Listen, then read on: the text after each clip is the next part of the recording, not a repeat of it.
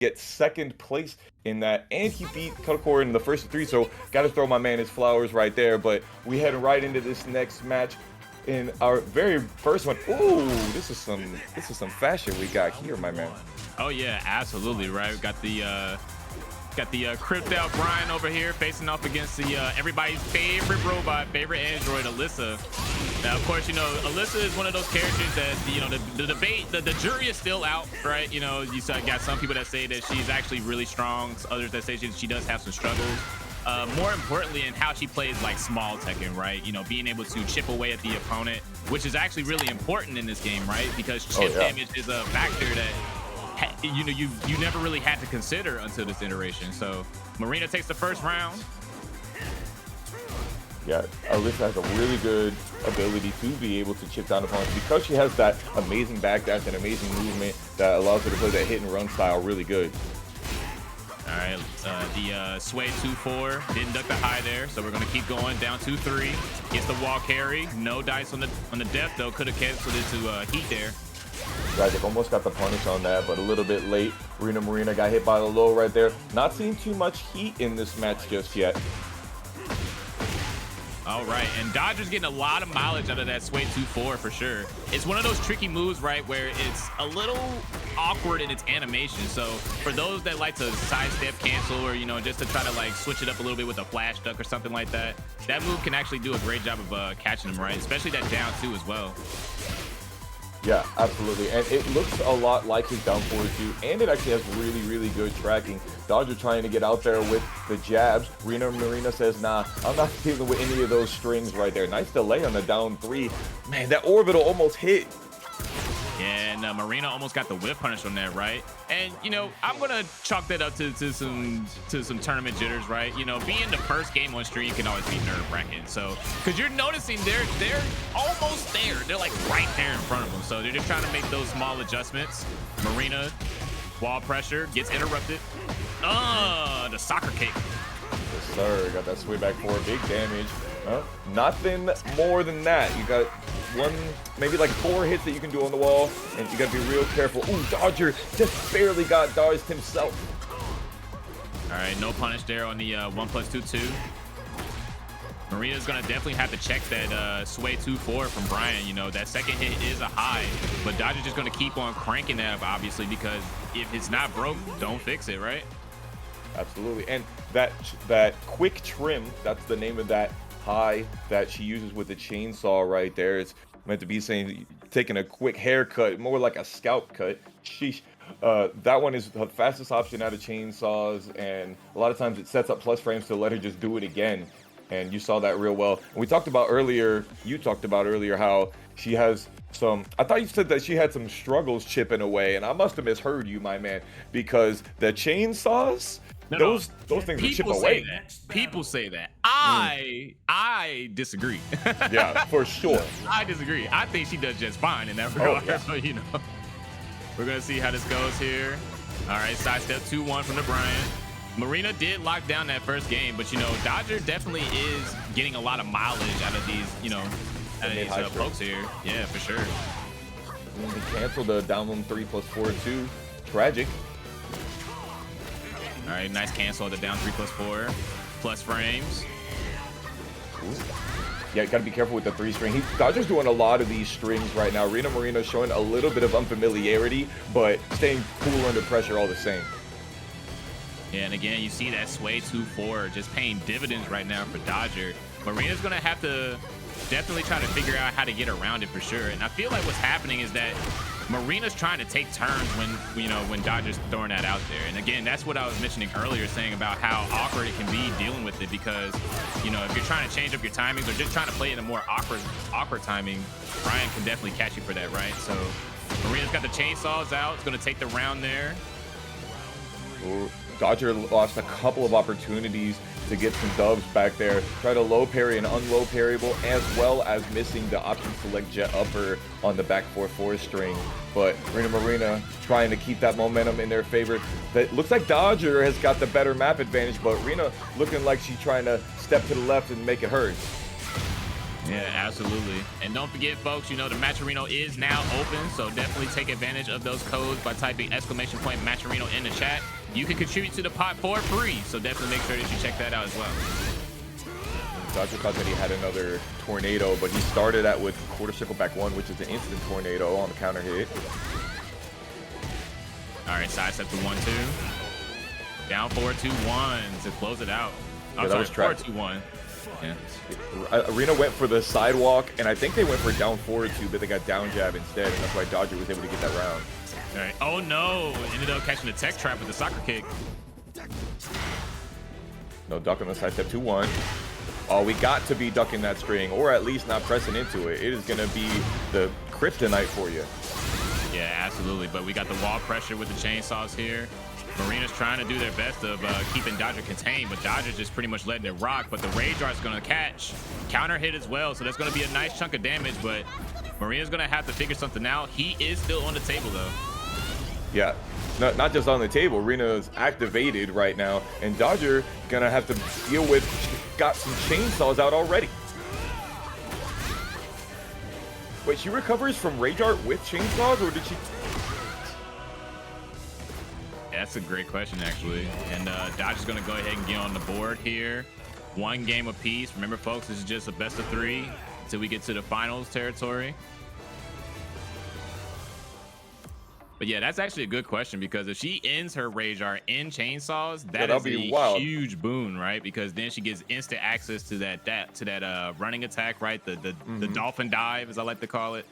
And then you know, just being able to essentially continue to chip the opponent out. But I am noticing that Marina is opting to put the chainsaws away after using them for, you know, for whatever mix-up that they opt for at the time.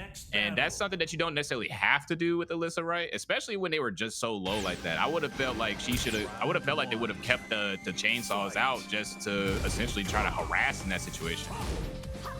Yeah, maybe it was the distance thing, because your movement is not quite as good when you have the chainsaws out and you're not in the dual boot where you don't also have the wings out. Okay, Dodger turning on the heat, but Marina got the power crush though. Oh, no, none of that. Bryan special, yeah, trying to go for something cheeky there. All right, no punish on the 5 hit. Yeah, it's -10 with a lot of pushback, so you're not getting a punish unless you're at the wall. Oh, that's tragic. As a Bryan player, I feel that internally. You're trying to do like a backdash cancel and you get sway back, and you cannot block during sway back, unlike Nina's. Yeah, it's so annoying, right? Also, virtual handshake. I am also a Bryan enjoyer myself. Yeah. Oh, okay. Went for the mid that time. I respect it. Got a little knockdown. Get some extra. Push him over to that wall. All right, finish the string with the low there. There it is. Finally, the sidestep down forward 2 doing that work that Marina put in that application for. Contracted it out. All right. Dodger playing with the sway there, trying to force a reaction out of Rina. Trying to get that Chains of Misery grab, that full crouch down back 1+2. And there's the heat engager right there. Just guess right. The down back 3. That was the correct option. Oh, sidesteps the heat smash, the heat burst. Oh, gets the counter hit on the rising 3 while standing 3. Good stuff there. Yo, Stock 2K, thank you so much for the $40 contribution into the match. Reno. Dodger was able to get that counter hit because when down back 3 counter hits, it puts Bryan into plus frames, and a lot of people don't expect it to. -1 on hit normally, but it'll put you in plus frames for that while standing 3 to counter hit launch. 12 frame counter hit launcher from while standing. Very, very strong tool that Bryan has. All right, didn't get the side roll for Marina there, so they're gonna get comboed into the wall here. All right, what's the setup? Gets the taunt there, but no conversion. And they could have got a launch on that machine gun kick right there. And there's a 4-frame window for you to be able to get taunt into that up forward 2 machine gun punches. But, you know, it can be difficult online. Oh, yeah, for sure, right? And I love the changes that they made to Bryan's taunt, right? Giving him more options to convert off of the taunt besides jet upper. You know, especially his back forward, which also links in the jet upper. He's had those for a while, but I really like the fact that the upward two machine gun punches that Dodger was doing, was trying to do it. Oh man, he almost got the mid stalker kick on the ground, but he missed input and just got back for another thing that I can feel very strongly as a Bryan player. He had that game, he had that round, but he's gonna have to do it again. Oh yeah, for sure. 1, 2, 3. All right, Dodger getting an early lead here, but he engaged. Right back at it. I don't even know if that was a good trade for you, girl. All right, working on trying to get that health back, but Dodger is just not letting Marina go. That's a tornado? I forgot that was a tornado. And he got all of that. The whole two-piece biscuit and the sweet tea. Yo, that was amazing. What a pickup. Yeah, absolutely right. Check us out at LA Comic-Con on October 4th through the 6th. We'll be hosting multiple free-to-play brackets for Street Fighter 6 and Tekken 8 throughout the weekend. Click on the link in the description below to get your LA Comic-Con tickets now. Such as Tekken, where, if anything, you feel like it's probably the most, I don't want to say fair, but you know, like everybody's cheap. No, yeah, it's the most balanced game out right now, if you ask me. Street Fighter 6 is just a little bit behind. Yeah, right, because like, you know, again, you know, everybody pretty much had like the system, like everybody pretty much is able to take advantage of it, right? So a character having bad moves is insane to think about in this game. Yeah, crazy. They don't make them like they used to, definitely. Okay, we got our homie Sergey Dragunov. Probably the only counter example to me saying that this game is very balanced right now. Right, here we go. Here we're going for a ride. We've seen this time and time again. Yep, there we go. Yeah, we're gonna go ahead and close that out with the down 3+4. What is this? The noob Cybot? Who knows? You know, maybe a new take on Black Mask, right? So. Ooh, I like that. Yeah. Yeah. Ooh, gonna get perfect 14 frame punish. That's exactly what you want to see. And when you're dealing with Dragunov, you got to be careful doing -14 moves. Oh yeah, absolutely. You know, Dragunov is one of those characters that's just gonna make every missed opportunity hurt for sure. Oh my gosh, and then he smashed to take round number 2. Skaletin is gonna have to figure something out here. They essentially have not been able to get started because Reina is one of those characters that's very momentum based. So. Oh, you're definitely right about that. Yeah, Dovse doing have to get started. Nice parry. No, couldn't get anything off of it. Damn shame. Yeah. Skeleton is definitely, you know, gambling a lot here, right? They're going for a lot of unsafe launchers, and there you go with the electric right there. They're still going for those launchers because essentially, I guess they feel like they just need that one clean hit. That is usually what you need to be able to get momentum. Nice punish. They did get the sidestep into the Honeybee Stinger down 4-2 earlier, and Doves puts it up the board. 3-0, got the no round brow to start from. It seems like the chat is talking about something from Chainsaw Man. You know anything about Chainsaw Man, bro? I've heard of it, haven't watched it yet. I am so behind on my anime, man. I still haven't finished season 2 of Jujutsu Kaisen. I'm so far behind, I haven't even finished Hajime no Ippo, so say no more, fam. Like, listen, you know, handshake number 2, you know, we got to go for the hat trick at some point tonight. So, yeah. Dovse's going to go ahead and take that first game. So, good stuff to them. Skeleton, you know, looking a bit lost in that case, right? And it looked like they were just pretty much just fishing, right? Like, almost like they were just guessing for opportunities there, especially when they were trying to get those launchers. But we're going to see what adaptations they make here in this case, if at all, because Dovse was looking very comfortable. You know, they were just kind of pretty much doing whatever they wanted at that point. Yeah, I mean, Dragunov can be really difficult. You were talking about earlier about how momentum is extremely important in this game, and sheesh, if you've got one character that has momentum, it is Sergey Dragunov right here. You see that 3+ frames in a row right there telling him, go ahead, press on me, I wish you would. Yeah, right. And then when you try to, that's when they go ahead and throw those lows out. Here we go with some 4-2 shenanigans. 4-4-2. Yep, and then we're going to go ahead and crank that button one more time. I mean, the button did get adjusted recently, but it is still easily one of Reina's best buttons for sure. Oh, yeah. It's just a little bit short on the distance a couple of times right there from Skaletin. And Dovse was able to get the jab float in the middle of the Sentai pressure. Mm-hmm. What I would like to see though is, you know, Skaletin maybe try to challenge in those situations where Dovse's going for those plus frames, because like you said earlier, Dovse was kind of just doing plus move after plus move. Yeah. The thing about Dragunov is that you do have to be willing to challenge in those situations, as scary as it is, because like you just saw, right? He's just going to keep on throwing that stuff out there at you. Skaletin choosing their moments very well. Does have the life lead, and Dovse does get punished with the flash punch right there. No Sentai mix afterwards, but he's going to let you know he's going to go for that high next time. Maybe that's something that they shouldn't have shown, or maybe it's a little rock, paper, scissors kind of mix that's happening for later. Yeah, for sure, right? You know, maybe that mental stack, right? I'm just going to keep on throwing these out here so you don't get as much information as you would like. All right, gets the low. 4-4-2. Get out of there. Don't let him do it to you. Oh, good interrupt there. Happened again. Dovse choosing to do the jabs quite often in that, and it is really paying dividends. Skaletin's gonna have to go for the high, but unfortunately, the very first time they went for it, the high got ducked. So maybe that's why they're not doing the high as much. I'm not sure, but Dovse is running away with it. Yeah, definitely right. So Skaletin's gonna have to try to figure things out here. Good check. And same exact situation. It just keeps coming up, Jack. And you know, Skaletin's definitely not being discouraged here, right? Even with Dovse consistently interrupting those 4-4-2 cancels, you know, they're not really letting them just stop them from doing that, right? Because for what it's worth, she does have multiple options, but you know, Dovse's doing a great job of just controlling the pace here.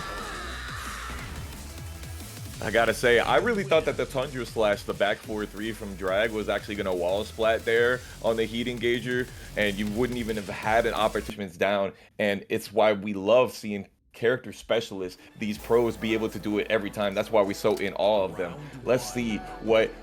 Whoa! This is a spicy one right here. Look at this. Which fits you like the most, Jack? You know, we got Jesse and we got Bodman. So, this is good. This is a good question. It's tough. I mean, I like Kazuya more anyway, so I'm just gonna go ahead and settle on that. So you know what? Why not? All right, just Monika getting in there with the heat engager. Yeah, noticing that Senpai Relax is doing a lot of stepping and being able to catch them with the homing back 4 heat engager. They are in heat, but damn, down 4-1-2, that's tough. It will lock you down. Oh yeah, for sure, right? So we're gonna go ahead and keep things moving here. Just Monika definitely did show signs of life, right? Because they were ducking those highs for sure, and they also showed a good amount of patience, right? And you still seeing it, right, with the flash duck. Senpai Relax though, not being discouraged, gets the launch. Gonna go for a wall carry here, but drops it. I got the Hellbringer counter, hit the QCF1. Ooh, finishing with the Ivory Cutter. Very strong and important move. It catches Nina's weak side, and also the Siren's Kiss right there. That second hit can be very good tracking as well. Yeah, for sure. All right, nice hell sweep there.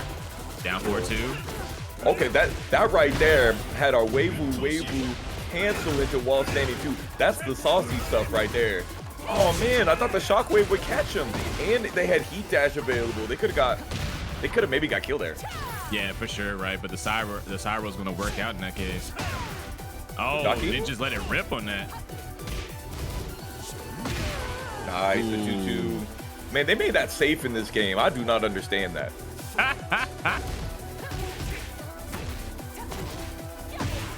Oh, Senpai putting on the gas right now. All right, here we go. Get the chip damage going. Yep, just keep cranking it out there. And we're going to go ahead and keep the plus frames. Poison breath. Oh my God, they ducked the high. The poison breath animation. And the blonde bomb. Ooh, they were going for some slow stuff right there. They were going for the crouch dash 1+2, the mid, maybe thinking that the hell sweep was going to be what Senpai Relax's layer was on. But they give Senpai the ability to get up and just go straight through, like you said, with the blonde bomb.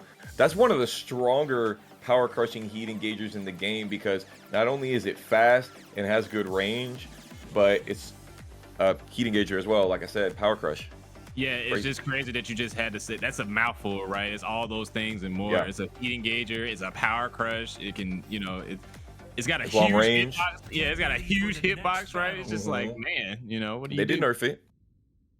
Ah, boo. You know, I like how I understand, you know, some of the boos are nerfed, right? But it's like in this game, like, what does that really mean, right? Like, I don't know.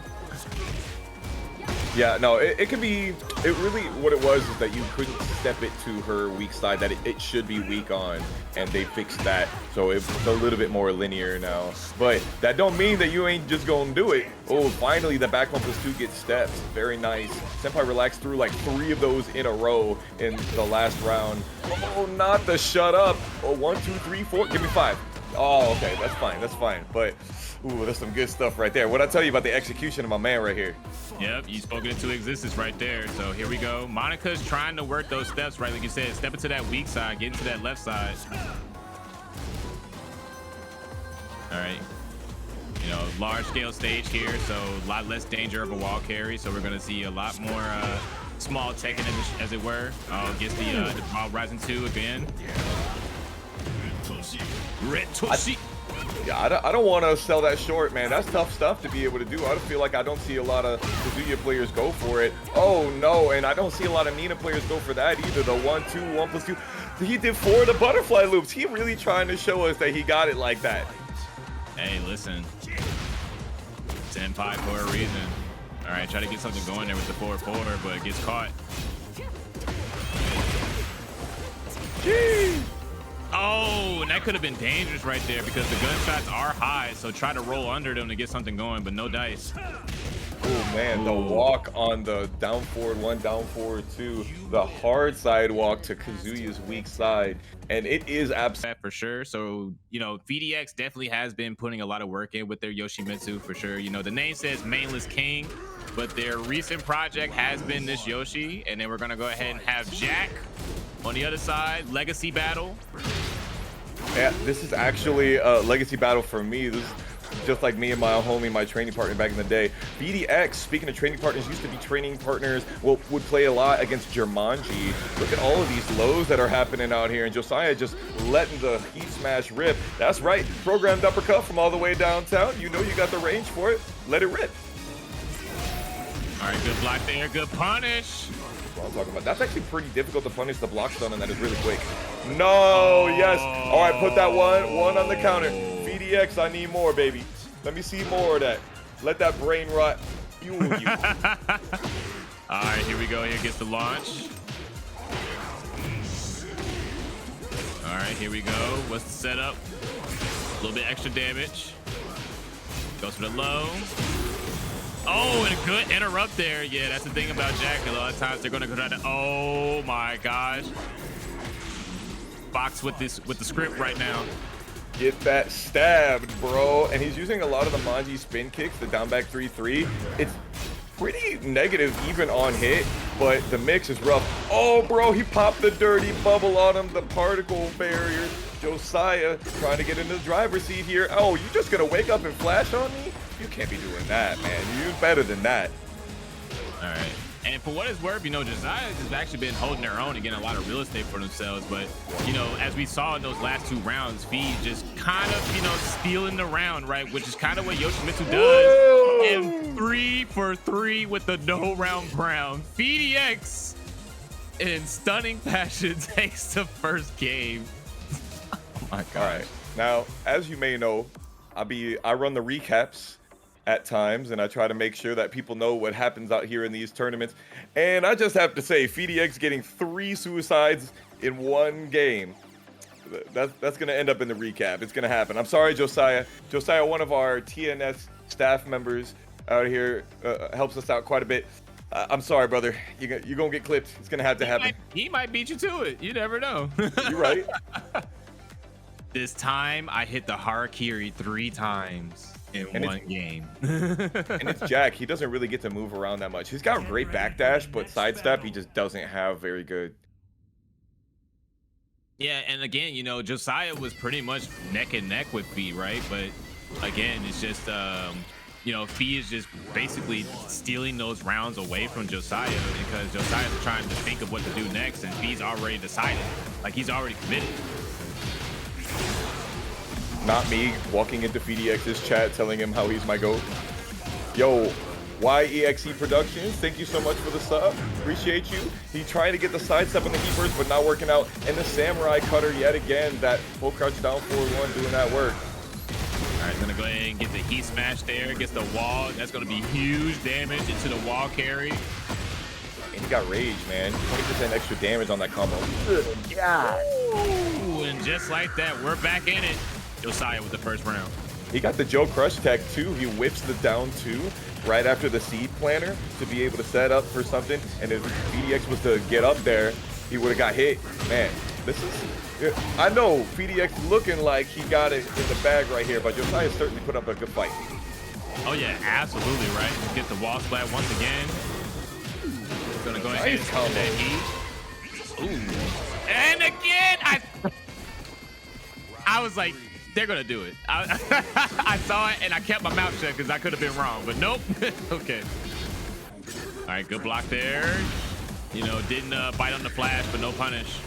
Oh, he did mash on the counter hit string though, so Josiah getting a little bit more. 3 of them, well, full crouch down 4-4 is the kneecap. PhiDX getting this great whip punish here though. God. Yeah, get out of here. No more unblockables for you. No, you can't be saying that, brother. This character has 20 unblockables. It's gonna happen. Oh man. Yeah, get out of here. There you go. Do it again, Josiah. Do it again. Yeah, do it again. Yeah, there we go. 6 frames, baby. Jab stuff. Why is his heat smash a jab? It's mad good. It's linear. Oh, right. As I say that, PhiDX gets hit with it by stepping left. Okay, Josiah, take it over there. Ooh, almost got the tornado at the wall. You can still get it. All right, here we go. The wall splat. He's still on board for Phi. Spins. Oh my gosh! Not like this! Not like this. Yes, oh like God. this. You have to. It must be done. Phi, I know that we're simple people out here, and we're given gifts by gods like you to be able to do this. However, Josiah definitely trying to not let this happen to him, but the flash. All right, PhiDX trying to wrap things up here. Gets the Maji spin kicks and lets the full string rock. Talk about legacy stuff. That is Tekken 1 tech right there, as he's going to go ahead and take. Definitely for sure. You know, they got that AA talent. Wink, wink. Yeah. So, you know, we're going to go ahead and get started here. And this is easily one of my favorite stages already, the Seaside Resort. And we got Alisa facing off against Raven. 2 tricky characters on the screen. Raven definitely a character that has seen a lot of changes since their Tekken 7 iteration, right? And oh yeah, especially with the introduction of the heat system. So we're gonna see how this goes. All right, try to get something started there. Yeah, you can launch that one. The mid version of that string is launch punishable. So difficult to know the Raven matchup, especially with all of the changes and the legacy. All right, definitely hunting there with that crouch. I'm trying to cancel the soul zone, see what KawaiiFaceMiles wants to do with it. Gets a really good corner carry. What are you going to do with that? Oh man, KawaiiFaceMiles presses immediately. Very interesting. Yeah, and you know what? I respect that decision for sure, because in that position, Romo was definitely trying to like set something up. So yeah, before Romo had a chance to like formulate their thought, you know, just kind of throw something out there to disrupt them. Right, KawaiiFaceMiles being like, you're not finna finish that string. I already know. Has the chainsaws out and was at the right distance. We talked about earlier how Alisa has that amazing movement, and we're seeing lots of it right now. Yeah, absolutely right. Easily one of the best backdashes in the game, in my opinion. Easily. Okay, so Rumble trying to go. And exactly. Right, yeah. Nobody else is backdashing that string other than this character. Oh, but you're not backdashing this, especially if you press it on me. Get hit by that soul zone low. All right, there we go. Gets the wall splat. Could have canceled in the heat there for the finish, but Roman's gonna have to continue to try to figure things out there as they get hit with that 442. Yeah, that was a one-way ticket to Duff City right there. Yeah, and for what it's worth, right, Romo's definitely landing those hits, but it's those situations where they could have definitely capitalized, you know, a heat smash or anything, you know, just to try to finish things out, and they're gonna get punished there, but no launch. Yeah, they're doing some really risky options right now. Hell sweep into the immediate back sway. KawaiiFaceMiles not launching either option, but that's cool. You can definitely see the punishment isn't really unlocked for either character, but look at this throw, counter hitting. They're back in basically in the middle of the stage. KawaiiFaceMiles comes to run up, and another one of those back swing blows just not working out because it's a meaty string. Yeah, absolutely right. And I feel like that's just one of those situations where Romo was starting to break down as the set went on, especially in that second round where they had the wall and they had the opportunity to kill, but didn't manage to finish the combo there, and they lost the round. And that can be, you know, that can be really daunting and really detrimental to your mental stack, right? To your mental fortitude, because it's just one of those like, oh, I could have got it, you know, one of those situations. And losing out on that definitely can hurt, but you know, KawaiiFaceMiles sticking to the plan, even though they weren't getting the best punishes. Again, you know, they just continued to stay active. So yeah, we're gonna see what the adjustment is for Romo and KawaiiFaceMiles. You know, we're gonna possibly see some stronger punishes from them now that they have some data. And that backdash was doing lots and lots of work. As we had mentioned, it cannot be overstated what this movement does for this character, because the backdash in this game got nerfed a lot for a lot of characters, but not so much for her. Romo does get the heat engaging power crush right here to get the momentum in their favor, but quickly gives it up. Oh, could have kept walking there to try to get a potential punish on the sidestep. Okay, turning on the broiler into the key charge setup. That is nasty work. Bro, you didn't need to do it like that. All right, there you go. KawaiiFaceMiles immediately locking down that first round. That was very clean from them, very convincing. Oh, gets the launch. Romo was sitting in that crouch just a little too long. KawaiiFaceMiles definitely more reactive than maybe you thought. Oh, and I guess that's what happens when you get hit with the knee in the back. Tragic. Yeah, it's unfortunate, right? Because that 4-4-3 is easily one of Raven's best starters. Yeah, one of his highest damage ones. Oh, damn. Didn't go for the high version, and so therefore couldn't get the convert. Just didn't even think that the down forward 2 was going to work. All right, there it is again, the key charge. So what you saw right there, KawaiiFaceMiles used the heat dash, and you still keep the key charge property afterwards. So you were still in counter hit mix after being -5. Awful. Awful, terrible setup. You cannot be letting them do this stuff to you. All right, here we go. Here, Romo's trying to get something going here, understanding what's at stake. Oh no, but no dice on the heat, on the heat smash, on the heat burst. Okay, get that. Keep that momentum going. Oh no, the heat engager, that's going to get a lot of that recoverable life back. And that is exactly the kind of stuff that I would have wanted to see after that key charge setup right there. That parry and just reading the Rage Art rip, and it hits. But was she aerial, Jack? It looks like she was. I'm not entirely sure. Yeah, and that's definitely an air. Yeah, that's definitely an air hit. You can already tell from the scaling there. And now KawaiiFaceMiles and Rage themselves are going to go ahead and get the heat dash to convert. Gets the bound. And we're going to get the finish as KawaiiFaceMiles is looking to wrap this up to get the game set in match 2-0 against Romo. And that set was Coyote ugly, dog. Put those cowboy boots straight into Romo with those key charge setups. I felt it. I felt that one very strongly. I felt that one in my soul, how much I definitely did not. Very much looking forward to seeing how this shakes out. And here we go. We have Xiayou facing off against Alisa. A lot of Alisa tonight, you know, so I don't know, something in the water, so to speak. Yep. Something in the water. For sure. And again, one of my favorite stages, you know, favorite stage, favorite player, so I'm ready to go. Now see, Shake and Kotakor actually played each other last week in Paragon Line, so this is a match that they got to play very recently, and we saw Kotakor knows the matchup extremely well, as you can imagine that she would, being that this is one of her main tournament characters. But Shake has been playing the Xiayou for a really, really long time out in these brackets, and you can see it's very sharp. Oh yeah, absolutely. But Kotakor already having a lot of real estate built up for herself. Could have launched punish, but I understand why not. You know, you didn't know if you was going to get hit by that or not. Yeah, and here we go here. You think we get the kill here, man? We have the ability to realign, go for the heat burst, can maybe get the flowering death fist, and just has the right amount. Man, I had no idea if that was going to hit, but Shake, he got those. Yeah, absolutely right. We're going to go ahead and get right back into it. You know, Cuddlecore definitely was maintaining the pacing there, but Shake was manages to edge that out there with the realignment. The counter hit, but dropped the combo.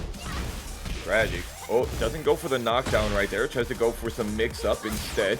Shake and Cuddlecore showing that they're willing to be out at range 4. Cuddlecore not really showing the linearity of her moves quite so much, but is showing out that her sidestep is going to work.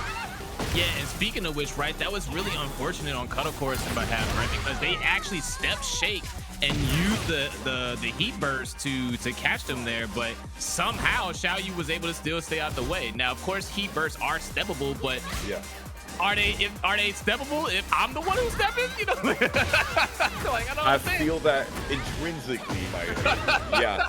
They just be like, bro, how come my heat burst be getting stepped and your heat burst not be getting stepped? Ooh, the AOP 1-2 just on the right axis to get you the maximum amount of reward. Look at that, you got the DDD icon in the corner. All right, good block there. Cuddlecore fighting a way out, gets a nice interrupt. No step this time. Oh, that could have been dangerous. I can't believe that orbital didn't hit her at all. That was something wild. Yo, Harada. Listen, you got two characters here with real funky hurt boxes, okay? There's gonna be a lot of spaghetti on the screen. Getting dunked on, and those chainsaws were hot tack. But Shake, not worrying about being in the corner, fights her way out real quick.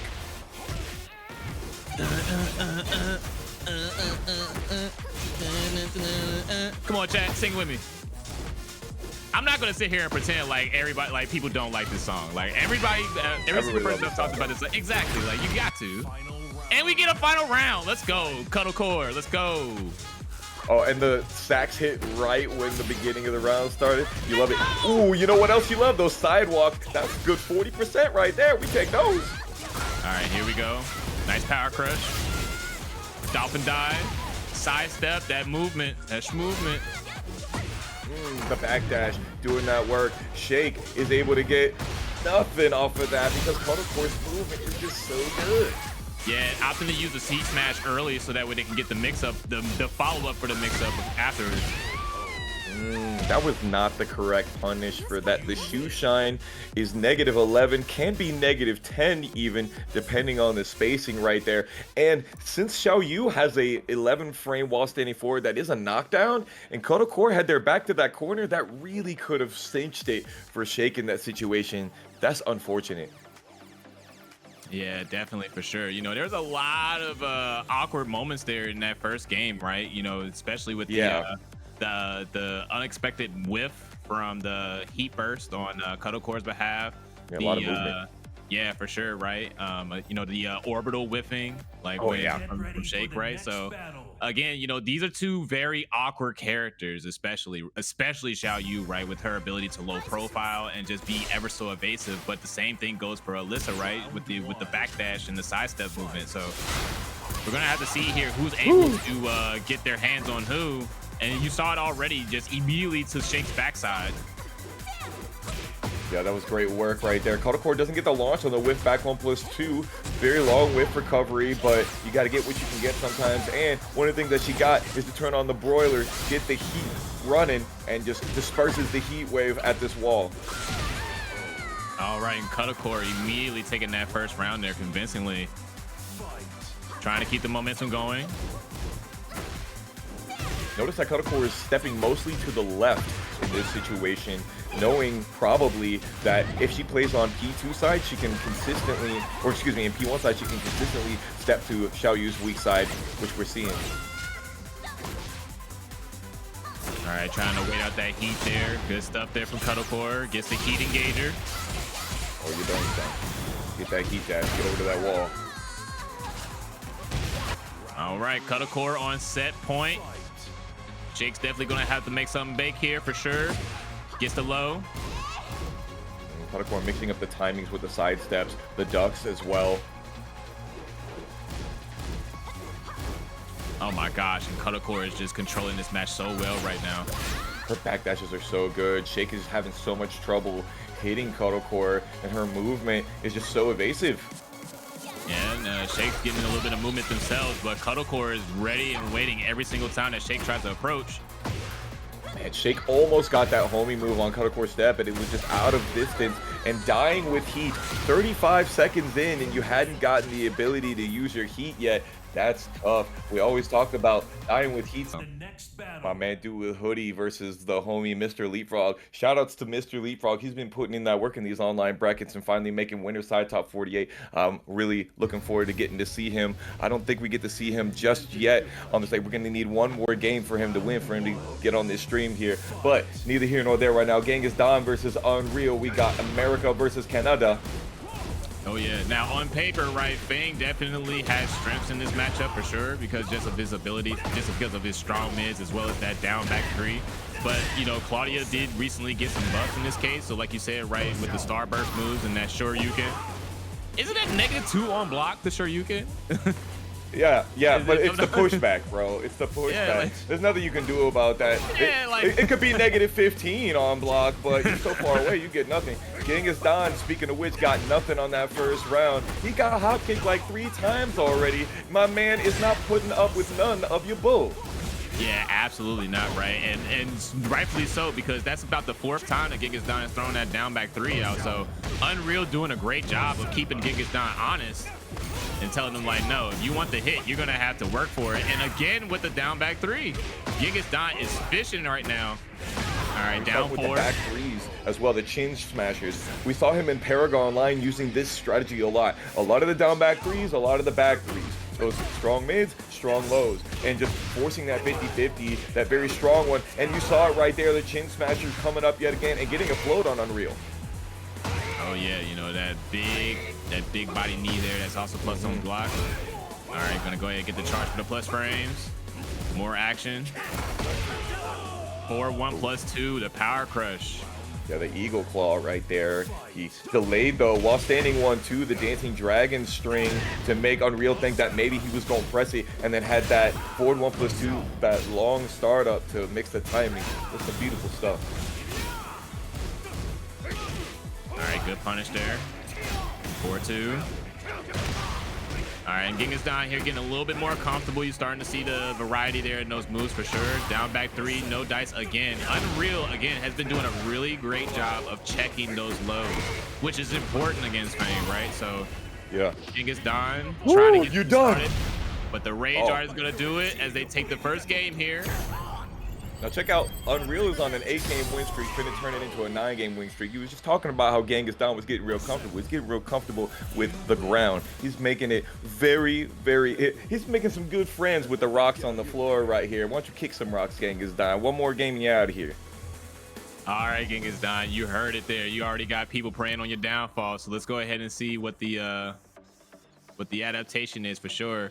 But very strong game there from Unreal, of course, making the Claudio work. You know, Claudio definitely one of those characters that is has been a subject of debate for quite some time, even since Tekken 7, right? So oh yeah, good to see, you know, the Claudio players are making it work. Again, you know, they did receive some buffs in the past, but you know, still a little unsure on how on where his placement is in the overall meta. Feng, of course, no explanation needed. You know, everybody already knows exactly how that goes. But here we go. Oh, that's what I thought. That's what I thought. We're gonna see some of the Lydia out here. I think between Feng and Claudio, it's really difficult to say which character plays the better small Tekken. But Genghis Don trying to get some of that knowledge check going on here. I hope that you did your homework. Maybe if somebody like Foxhound was able to put out a spreadsheet to help you. Check out the pin tweet, by the way. Man, Unreal is just already at the wall putting on that pressure. All right, and here we go, getting those stances working. So, you know, of course, if you're not familiar with Lydia's game plan, she is a stance character. She has multiple stances, I think 5 in total. Cat, wolf, horse, 4. So yeah, cat, wolf, horse, and heaven and earth. Yes, sir. We ain't trying to see none of that. Actually, Genghis Don not showing a lot of the heaven and earth in his matches that we've seen. Yo, speaking of matches, we are on fire over here, dog. Yeah, Genghis Don was trying to set something up while they still had heat, right? Because the thing about Lydia's heat mechanic is that it's actually really important that she actually utilizes it to get access to that heat, that heaven and earth stance, because it gives her more damage the more times she uses it, and they carry over in between rounds. Yeah, very strong tool, especially if she has the ability to hit you with the mid and it was splat super far. Man, Unreal is just getting all of these big Tekken buttons. We were talking about how good his small Tekken is, but God, the Beyblades is just running 2 Superman punches, doing all of the work that is needed for Unreal. All right, already got a stack of Heaven and Earth up, so that means more damage now. Oh, but it's gonna get caught here. However, with that stack, that means that the next time they go into it in heat, that means it costs less, which means they basically get 2 mix-ups of Heaven and Earth stance, if they can even get it off in the first place, because Unreal is unrelenting right now. Yeah, speaking of which, Genghis gonna have to be unrelenting if he has the any chance of getting out of here. Nice, catches the sidestep hop kick that was there on deck earlier, and the heat smash is able to get the wall burst. Missed the drop there. Could have been a potential wall carry situation. I like the idea of that throw right there. Actually, if honestly, Genghis had thrown the power crush right afterwards, you were just one interaction too late. Genghis is Genghis correct, not Genghis wrong right now.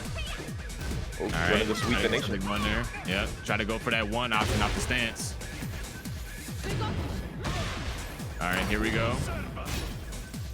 Definitely want to use the heat burst to get his ass out of dodge. All right, there we go. Gets 2 stacks. And there you go. And then we're going to go to a final round. So 2 stacks is actually really huge for Genghis right now, because the next time they go in the heat, they could potentially just you could just maintain advantage. I don't know if any of y'all have seen that Twitter video where Lili is just constantly +6. Yes, sir. If you have a punch parry, you can stop a lot of that action right there. Genghis got 2 banana bunches, but it doesn't look like he's going to get a good chance to eat them.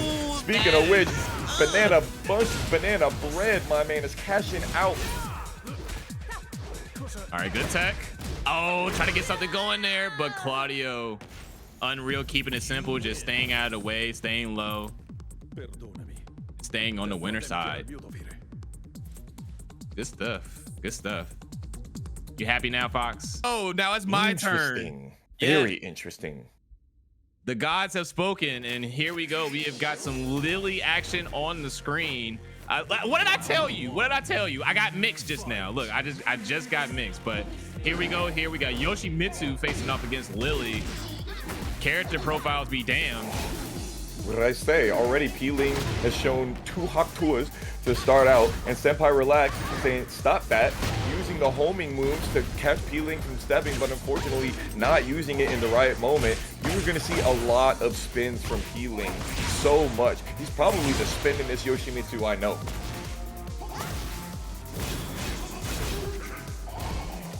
All right.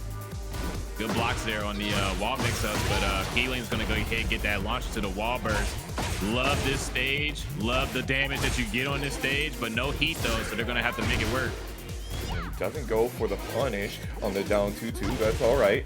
Oh, back 1-1. The slap you silly. That one is a double-edged sword. A lot of times it just has this awful hitbox and doesn't work for you, but Pling made it work for him. Senpai Relax gets the first heat engager again in this second round. Yeah, it's like you were talking about earlier, right? Spin to win. So here we go here. Senpai Relax getting the wall burst for themselves, but drops the combo. Oh, that was perfect. Man, imagine. That was like the perfect opportunity, and Senpai Relax still wasn't able to catch with the spin. God damn. Oh, man. Pling is in trouble, or rather, Senpai Relax is. Yeah, that was 3 hard reads there from Pling, managing to get the full charge on those moves into the unblockable. What did you say? 20 of them things? That's crazy. Spinning that health. Try to go for the grab. No dice. That was very clutch there from Relax, ducking that high. Woo. Yeah, he missed a whiff punish on the flash at the close range. Trying to step. Pling using the generic down 4, which is even better on Yoshimitsu in this iteration because it's now -4, which is like perfect for flash setup. And I'm digging this bit, by the way. Oh, absolutely. Like, this custom is it's sick. Wow, that's crazy. I didn't even realize that was there. So when he uses the Spirited Away to get Senpai relaxed with his back to this wall, maybe you're going to see some of the slides from Senpai as well. Ooh, 3-1. That's an immediate heat dash and going to get this wall over here. All right, yeah, all the wall bursts have pretty much been spent at this point, so this is about as honest as it's going to get for this stage.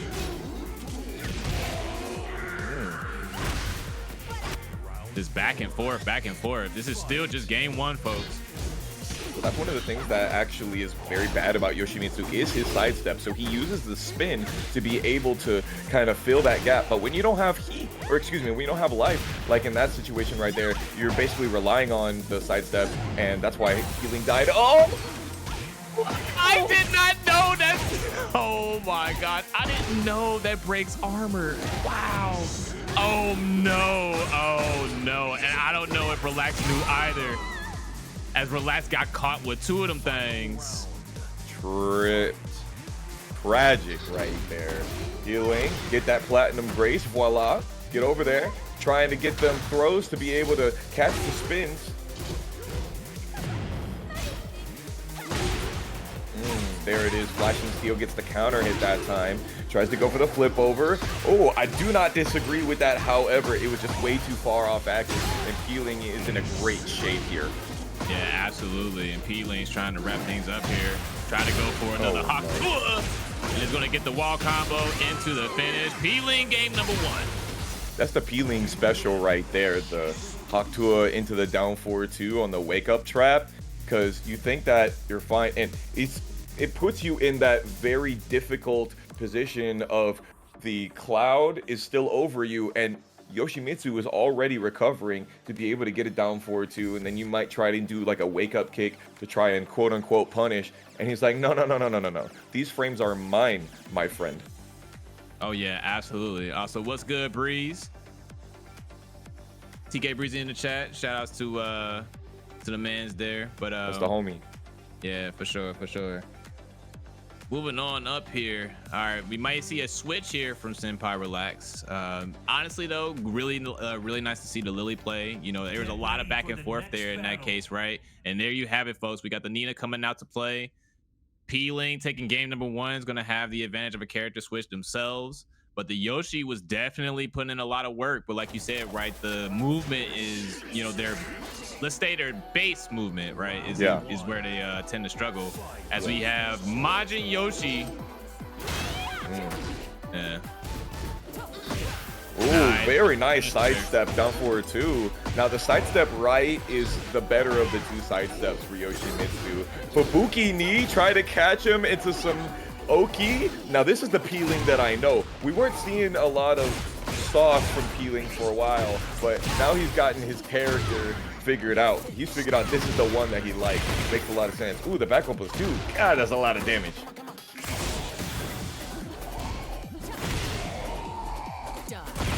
All right.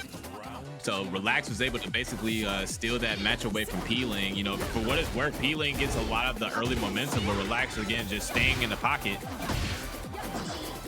Yeah, and look, again, already getting out of the way with the spin. But again, you lose 5 damage for every spin that you take. Blonde Bomb getting that heat engager, and Peeling was blocking low last time, so Senpai went for the low this time to try to mix it up. But Peeling still kept it together. Oh man, he could have got float on that. Yeah, but probably was looking for just a basic, just looking for a follow-up setup there. But gets caught with the gunshots. Good stuff there. Senpai Relax definitely cranking that out a lot in this tournament. Yeah, he definitely cranking that. I can't believe Peeling spun there in that last situation. He had like 7 health, and he was like, let me just use my last 5 that I have on deck. Dang, Senpai Relax almost got that. That was a great option to up back 1, but unfortunately didn't have the spacing for it, and then goes for the orbital. And you know, per that point, right, you know, if you're at 7 damage, right, pretty much the next hit's gonna kill you anyway, so might as well, you know, try to set something up. Oh, we're getting out of there. But Peeling is actually spinning too much, and because he's spinning so much, he's getting out of the whiff punishment range, and that's one of the issues with spin as well. Usually spin is allowing you to get out of there, and I feel that this is actually something that can work in Peeling's favor, right? Because Xiayou, again, needing to be in that pocket to really capitalize off of their best tools. As you can see right here, Peeling already getting the party started early. Ooh, the sidestep in the back turn is one of the most evasive tools that she can have. It's already paying dividends. Yep, and then again, you know, Pling being one of the more aggressive Xiaoyus, right? I feel like this stage kind of works out in their favor. But Relax doing a great job of just building up that chip damage there, getting the poison breath. Good block and a good punish, but ducks the grab. You only get one of those. Senpai Relax trying to go for the cheeky stuff. Oh, you didn't get the standing 3, but that actually is even better in that situation. And didn't heat dash either. Nice punish by Pling. That's some optimal stuff. Yeah, already getting the party started for sure. I've got to find out who this DJ is, man. I'm jamming right now. I'm saying, bro. Oh, man, try to go and run up and get the up back 3. Unfortunately, Senpai Relax is going to get you over to that wall instead. That's a Slaughter All classic right there. Yeah, down Pling got 4-1. one more chance to make it work. Gets the heat engager, gets the heat burst. Very interesting. I cannot believe that Senpai Relax hit Power Crush there, because the Heat Smash defeats Power Crush in that situation. And so many times you see Link Xiayou players going down back 2 to immediately into Heat Smash. But I guess Pling was like, I guess I'm not going to do it. And Senpai like, yeah, I know you won't. Yeah, you know, it's kind of a tough call, right? Especially with the recent changes to heat bursts and heat bursts and heat smashes, right? Being able to step them a lot easier. So, you know, it's one of those things where you kind of have to call it. If you're going to call it out, you're going to have to make that choice right then and there. And Senpai Relax was obviously the one that was more confident in that particular situation. Pling finishes Senpai Relax off with the cheeky back turn low. I feel like I've seen that low close out more rounds from Xiayou than any other move in this game. Senpai Relax already has the 50% life lead already, 15 seconds in, but Pling has got a great flow on Senpai. All right, gets the wall carry there. All right, gonna go ahead and take that knockdown tax, as it's been said before, right? You know, Xiaoyu's one of those characters, the moment they knock you down, it's definitely better to just stay there, because if you get up and they get that tech trap, it is GG's for sure, and it's GG's anyway. Knee Pling, and here we go. Now, it's funny that you did mention that, right? Because it was remiss of me, because I completely forgot. KingReyJr actually took a tournament, right? He took the FlyQuest Fight Series just last week using Dragunov. So, you know, you are absolutely correct. They do have options here, but they're going to go ahead and go with the tried and true Asuka lane here. I'm sorry, Purifier also going for Lars. He's been playing a lot of Shaheen as well. I expect to see a Shaheen swap should he end up not able to win this first match. And KingReyJr already trying to set up this wall break. Here we go here. Purifier trying to take their time. Well, KingReyJr has been doing a lot of that lately, just been standing still. Purifier still whiffs the down back 4. That's actually one of the weaknesses that I've been seeing in his gameplay lately, is some spacing. But look at that. That throw was not spacing correctly. He got a lot of mileage on that. All right, gets the can lift off. That's going to go ahead and be round for KingReyJr. And I did like that they were just standing there, right? Almost kind of messed with you, right? Like, what's happening? Is the controller messed up? But, you know, it's one of those situations where it actually could behoove you to just be patient and to just kind of chill out. Because a lot of times, you know, people get hit in Tekken because they're constantly trying to move, and you're putting your hurt box in situations, you know, you're putting your hurt box in areas that you know, that normally you wouldn't get caught in. What in the... Hello? And what did we just say? You know, sometimes it's better just to stay there. You know, Purifier was trying to get up, did a side roll, and KingRey got the tech. The Pillow Princess strategy will get you somewhere. We are exercising our abilities out here. Purifier trying to not get exercised. Ooh, the wall standing 1-3, that is guaranteed on the counter hit. Full crouch down 4-2, toe tap. Oh, missed a double wall combo there, so KingReyJr is going to have to keep making it work. Gets the counter hit, gets the wall, and that's going to definitely be round number 3. No, didn't finish there. Could have got a bound, could have got a tornado, could have got anything. Purifier is going to stay alive here. Damn, he just lets the entire G-Cup cannon rip. It is much less punishable than it was back in Tekken 7. KingReyJr has got a lot of momentum coming. You try to go for the orbital, all I got to do is sidestep. You get nothing off of that. KingReyJr. finishing off with a perfect.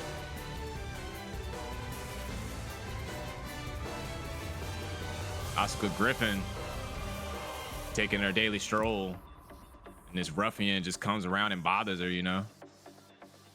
Yeah, you know, she got things to do. She got kids to feed. She's got places to go, and a husband that just cannot stop acting a fool. You know, JoeCrush is out here in this bracket. Last week, he was able to win with his Peter Griffin custom. I gotta expect that that's why we see the lowest from KingReyJr. They've been doing a lot of team customs together. It used to be King Bowser and Princess Peach, and now we see the lowest Griffin, and I'm guessing he's trying to get the run back with the grand finals with gonna have the Family Guy set up. All right. Now again, you know, we saw this in the last game, right? Knight Purifier and King Ray just essentially having these stalemate situations, and we got the hop kick, the orbital. There it is. Now it's finally doing those dividends right here. Knight Purifier is using those stances, but eventually running out of momentum. Doesn't get the whiff punish on the down forward too, but unfortunately getting those cans, and KingReyJr. just one tech roll catch away. Knight Purifier definitely would have got hit by that tech roll catch. Yeah, right. They were absolutely a deer in headlights, but right now they're going to go ahead and put their foot on the gas with another orbital. Rage on deck, gonna spend it. No heat though, so they're pretty much gonna have to do this the old-fashioned way. Now, don't kill, but they do get 13 health back because of the Rage Art, and there is no recoverable health for KingReyJr. All right, we're gonna go ahead and slide on in there. Slide to the left. Slide to your wrong. All right, Knight Purifier getting up here, using the dynamic entry and getting a float on KingReyJr. Maybe he was trying to go for one of those really good aerial moves like up forward 3 for counter hit, but got counter hit himself. All right, interrupts the stream there. Good recognition from Knight Purifier. Good block on the low. Could have interrupted, but gets caught. Run right into my fist. Thank you very much. No duck on the got your nose string. All right, King Ray trying to build up some real estate for themselves. Gets the combo. Starting off with the instant while standing 4. I like it a lot. And God, he got hit with the Oki again. You know, he's gonna get spiked like a volleyball. And we got the Top Gun, KingReyJr. putting it in him. Yeah, King Ray's been threatening with that spin all round, all game. So, you know, Knight Purifier pretty much, you know, putting the brakes on every time they see that. But King Ray recognizing that is doing a great job of capitalizing. Ooh, good whip there. Gets caught. Spins the heat early. Got to keep that momentum. You got to spend it. Knight Purifier 1 round away from tying it up in the game count.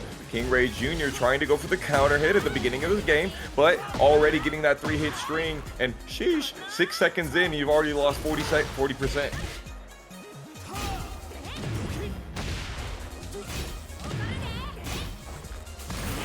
Both of them turn on the oven. Both of them turn on the burners together.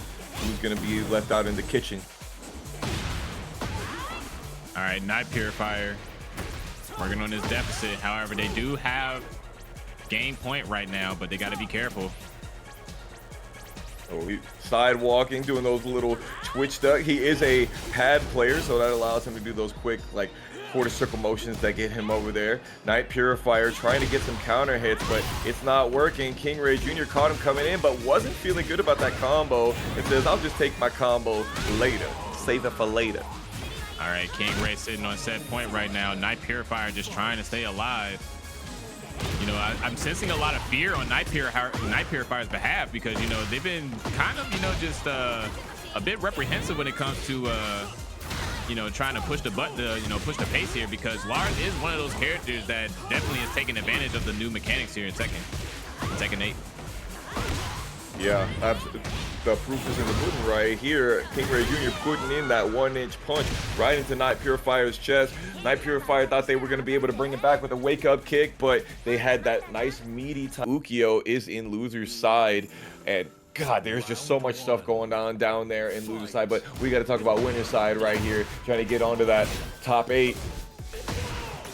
All right, Machine Gun Wizzy doing what they do best, getting the party started early already with those down twos. Ooh, he just lets the running rip right after the heat engager. And when you're plus 17, you definitely have the ability to run it. Oh man, you're gonna go ahead and eat this low heat smash to take the last bit of life. It did not look like that was gonna be CensedSonic round, did it, Jack? No, absolutely not, right? Because again, but we've been seeing that a lot, right? We've been seeing people get a lot of early momentum, and it looks like they're about to solidify the round. But you know, just somehow people just manage to come away with the dub in that case. And now CensedSonic on the offensive. Oh, we're fighting. That's gonna be a that's gonna be a floor break. That's gonna be round for Wizzy here as long as he doesn't drop this combo. Gets the oh no!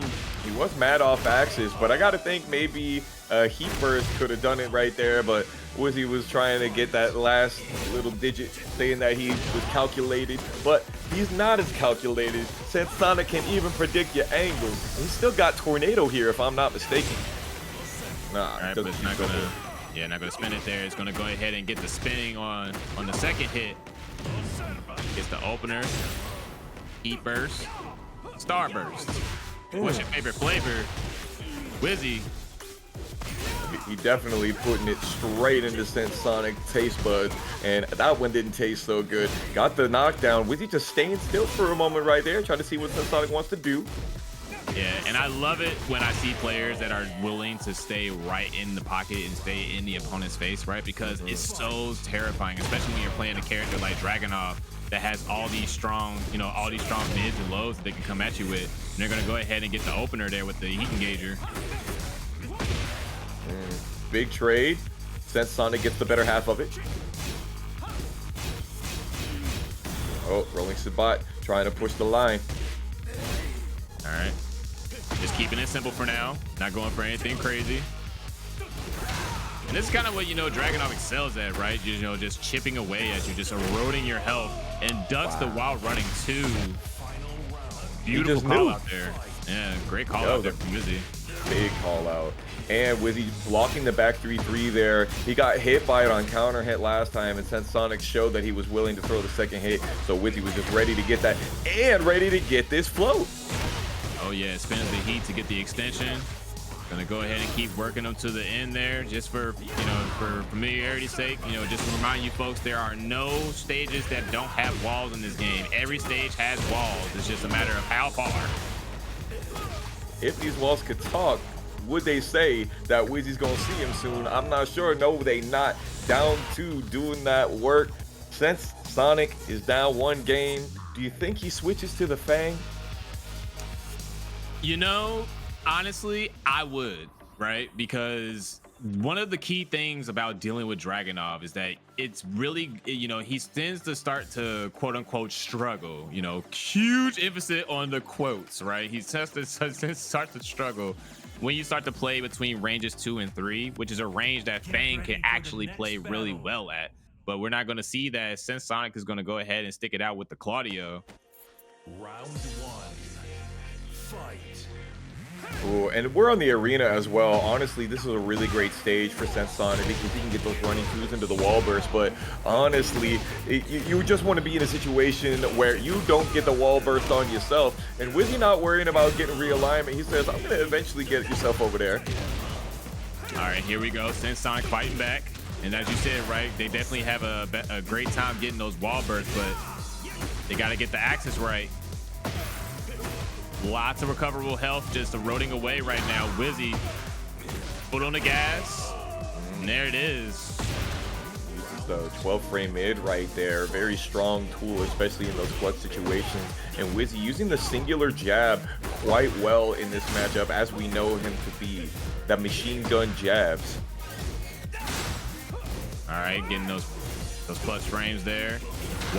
Wall burst threatening. Basically, it's just jockeying for position at this point. Both players trying desperately not to get caught here. Wizzy just kind of being like, yo, just step into my sphere of influence. You won't. Don't let me into my zone. Yeah, Exactly, and there it is. Oh, he definitely Wizzy's gonna go ahead and get that wall burst, and you saw right there for those last 10 seconds, both players were playing desperately, trying to get that position. Wizzy gonna go ahead and smash his way through. Wall burst, still the factor here. Wizzy sitting on set point right now. It's the boy right there, Machine Gun Wizzy. He is sensing something. Sonic needs to be able to bring up that Sonic speed. He's got to try and get it going. Oh no, that was not the correct punish. Wizzy couldn't get it. Oh, but he does get the jab float. Yeah, these staggers are definitely paying dividends right now for Wizzy right now. They haven't really committed to much. You know, you haven't seen many rolls. You haven't seen many big mix-ups, right? You haven't even seen the down 3+4, which is insane for a Dragunov player, right? So. Yeah, he's showing a lot of the jab string. We know him very well to be able to throw and get those 1-2-1s. Oh no, the +7s when you're at the wall is so difficult to deal with. And he's throwing the down 2s. As you expect, there is that down back 4. I think that's down 4, excuse me. Wizzy is showing out as we know that he does. And he's going to be moving on. Easy, crazy stuff going on right now. And we got some Jack 8 action. Finally, I'm right for once. Oh my gosh. Okay. Facing off against Yoshimitsu. Let's get it right here, my man. Do with hoodie. Let's go. Show him how we do out here in Florida. Definitely punish that. Come on, baby. That's okay. We're going to go and get this counter hit kneecap right here. Maybe he can get over to the exploding wall. No, nothing doing.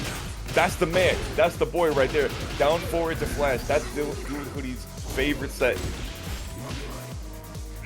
All right, here we go here. JoeCrush trying to find a way out of the corner, but it looks like it's not going to happen as Hoodie is getting these unblockables, and that's a beautiful punish, taking round number 1 very convincingly right now.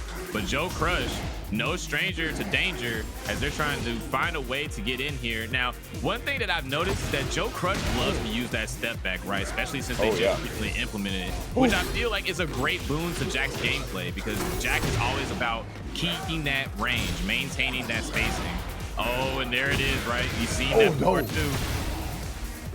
Yo, don't do this to my man. Oh man, that's a damn shame. See, you was just waiting for the flash, and instead you got your ass handed to you by this samurai cutter. Get him, Do with hoodie. Oh, he was too far away, even for the forward 1+2. Yeah, which is crazy, right? Because that button seems to hit everything, everywhere, all at once. So, JoeCrush, again, using that back, that back step, that back leap, so to speak. He's just running up and flashing on JoeCrush, trying to catch the timing. I respect the hell out of it. Yeah, JoeCrush is definitely hunting for something there with that down forward too. Does it again. Hoodie, there's a 14-frame punish you can get on the down forward too. I need you to get it because that's a heat engager, and you could already be at the wall. No punish on that, my man. All right, gets the plus frames. T-planner and the low. JoeCrush looking to get the first game here. A lot of missed opportunities there on Hoodie's end, and JoeCrush knows it, so now he's starting to take more liberties, getting the high off. Oh, getting out the way there. Uses the armor anyway, and now it's insane awareness from JoeCrush. It's crazy because in other situations, oh, never mind, forget about it. He got that convert. Can he get the whole perfect? He can. As I was about to say, Do with hoodie is using a lot of the back one, the spins, that is going to be able to hurt Joe using the power crushes. But in the situations where Joe is using the gamma, where he's doing that gamma absorption, he actually recovers health instead of losing recoverable health. So it's this crazy 50-50 of, is he going to go for a power crush or is he going to go for gamma absorption, which gives him health? Man, this is different levels that we're playing on, and it looked like JoeCrush caught on to the fact that Do with hoodie liked to do down forward 1 at the start of the round, and he's like, yo, talk to the hand, I'm counter hitting you, stop pressing buttons at the beginning of the round, I'm gonna stop that quick. Oh yeah, absolutely right. So that's definitely good stuff there on JoeCrush's end. Now there is something that I hope to see from JoeCrush. I'm not gonna say what it is. If you watched Black Quest Fight Series the other week, you know what I'm talking about. But right now, we're going to worry about this guard break. I feel like you know what I'm talking about, Fox. Oh, I know what you're talking about. It definitely ended up in the recap, dog. Yo, JoeCrush is definitely shooting down with Hoodie's ability, and he's playing that Tekken 7 Jack right now. That down back one is putting in work, but then the helicopter kicks, trying to go for the Nebula Burst, stopping JoeCrush from doing anything, trying to push him over to the wall, but he's getting out of there. Okay, he was able to react and spin. Oh my gosh, this is going to be huge damage for JoeCrush right now. They're going to spend the heat trying to get that wall carry, sidesteps the high, and the PhiDX special. Get that ass stabbed. Yeah, I'm calling it that. I ain't seen no other Yoshi Harakiri like that in I don't know how long. So, we're winding up. Letting the seas, he's doing that work, doing Hoodie, thinking that he's not going to continue the strings, but the strings are continuing, and this is JoeCrush we're talking about here. He loves to use those strings, and Joe is one round away from just demolishing dude with Hoodie. We need this floor burst, dog. Do not let him get it off you. Yep. Oh no, it's finna happen. The floor is lava, and there it is. JoeCrush getting the opener. And I feel, and you know, one thing about JoeCrush that he does really well is that they take a lot of advantage of the will they, won't they, mind game, right? Because like you just said, you expecting them to stagger, you're expecting them to not go for those things because they're unsafe. You know, it's like if I block this, I'm gonna hurt you. And JoeCrush doesn't care. As you can see right there, he's already bumping the gamma bubble because he's not worried. He's not concerned. Man, you know, right there, do with Hoodie. He got the back. With that rank system that takes 1,000 points away for one loss and only gives you 800 for 3 wins, you know what I'm saying? You can do that if you want. Look at my man with the Colonel Sanders trying to. Oh, hold on. What is that a honey pot you see right there? All right, Cakeandmilk with the Steve Fox. I'm glad that we get to see some more Steve Fox out here. And Whatzittooya with the tried and true Dragunov we've seen so many times. Man, Cakeandmilk is already putting on pressure. Oh yeah, absolutely right. Cakeandmilk is just getting it started early, but again, it's just more of the same, right? A lot of times there's usually a player that is going to establish their game plan as soon as possible. You know, again, Tekken 8's all about aggression, so you know they're gonna go ahead and push those buttons. But Whatzittooya showing us that Dragunov at the end of the day, you know, all they really need is just one. Woo. Yeah, the ignition switch, the quarter circle forward 4, did a lot of work right there. That axe kick, getting up forward 1, and just pressing, stopping Cakeandmilk from getting any sort of momentum. Try to go for the power crush right there, but Cakeandmilk not falling for it. Yeah, and you know, I feel like Cakeandmilk kind of sold that one, right? Because they were staying in the crouch, which kind of, you know, like goaded Whatzittooya to crank that out there, which gave him the punish. Oh, that's a 3-way mix afterwards. Oh, breaks the leg and a couple of those vertebrae. Oh, good stuff there, getting the whip punish. Yeah, and that's a hit confirmable string right there out of the lead.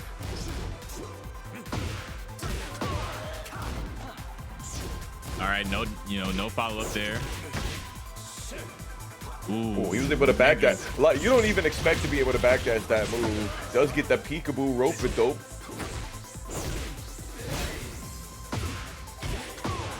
All right, gets to confirm. Ooh. Whatzittooya thought that he had the sidestep. Nice cancel for Cakeandmilk right there, though. All right, unblockable? No. Ooh, you saw that dash up right there to stop Whatzittooya's sidestep from being effective. All right, Cakeandmilk trying to set something up. There it is, the guard break. Yeah, I was wondering when they were going to crank that out there, the Steve special. All right, gets the engager. Yeah, Whatzittooya was just out of range for the Russian assault, the running 2. Cakeandmilk, therefore, now very good positioning for themselves. And if you get one throw up against that wall, you're in trouble, but Whatzittooya fights their way out. All right, gonna go for the mid there. Yes, they are. Got him. Wild man, you're done. You do not have the health for this. Yeah, absolutely not. Cakeandmilk, the people's champ right now, getting the first game. All right, there you go. You got some Steve Fox action in here. You know, it's like, again, you know, it's almost as if it's scripture. You know, we're getting a lot of these characters that we claim to not really see too much of, or characters that we feel may, you know, not really stand to the test of time in this meta. you know, starting to pop up here as we're whittling our way down into the top 16 and the top 8. So that's good stuff to see right now, which is great because, you know, we love to see character variety, right? And so far it's been looking really good. You know, we got the Yoshis, we got the Ninas, got the Lilies, Steve, Drag, Jack. You know, it's pretty much just kind of going down the line so far. So we're gonna see if Cakeandmilk here can lock things down and try to get closer to the top of that mountain. Again, the winner of this set will be facing off against Game and Onya, who got sent to losers by Cuddlecore. So you definitely know they're going to be trying to get on that redemption tour for sure. And just to let folks know, we have Epic taking the set over Mac 2-0. And then we have Genghis Don, right, taking that set against CensedSonic 2-1. So they're going to be facing off against Senpai Relax. JJ Breeze and Night Purifier. The winner of that is going to be facing off against Pling. So here we go here, more guard breaks. Oh, the throw. You could not be able to break that. 14 frames to be able to in the counter hit situation. That was tough. Cakeandmilk is extending their lead.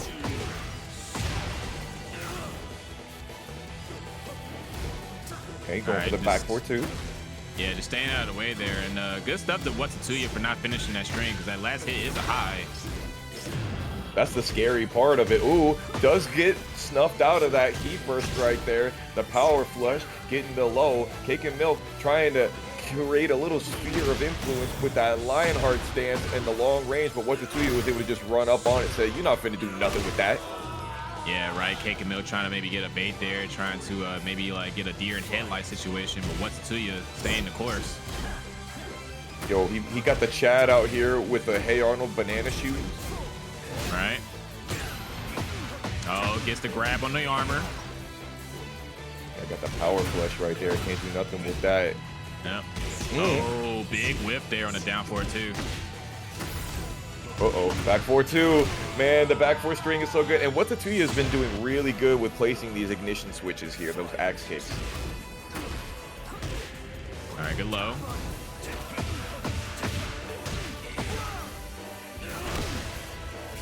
Definitely cannot be letting Dragunov run those command throws on you and getting hit with all that extra damage. He finally lets the third hit rip. Luckily, Cakeandmilk wasn't with their back to the wall, but they basically are now.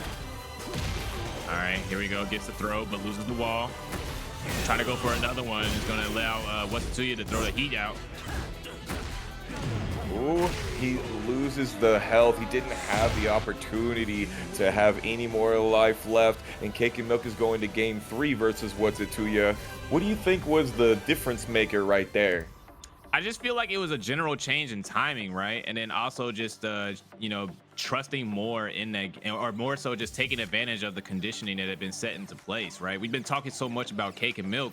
We haven't really been talking too much about Whatzittooya setting things up for themselves as well. You know, letting that 1-2-1 fly earlier, you know, taking advantage of the changes in timing like you saw in the finish of that round. I feel like Cakeandmilk was really just trying to keep their advantage and not really punish anything per se. But, you know, Whatzittooya already has something, you know, occupying that space, which allowed them to, you know, to secure that round. And the spacing, big differences in the spacing back there as well. Whatzittooya not really allowing Cakeandmilk to get the map advantage as well. Arena popping up for us, very small stage. I think that's going to be good for Cakeandmilk. He had a really good run in the first game. Oh yeah, for sure. So we're gonna go ahead and see what happens here, but we're gonna go ahead and get the low parry to start. Oh, and that's gonna be a wall situation. We're gonna get max damage. Ooh, go for the hail slicer there instead. Maybe thinking that Cakeandmilk was gonna wake up hitting the up button and catch him doing extra stuff. He chooses not to, but Whatzittooya gets a huge chunk of life right there with the perfect 16 seconds in. And the perfect guard break there, already getting real estate for themselves.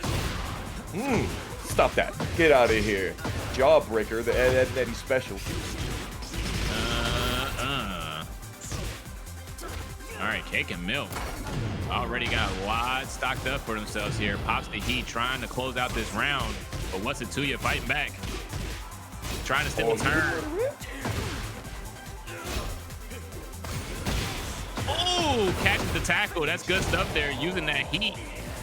Cakeandmilk evening up the score.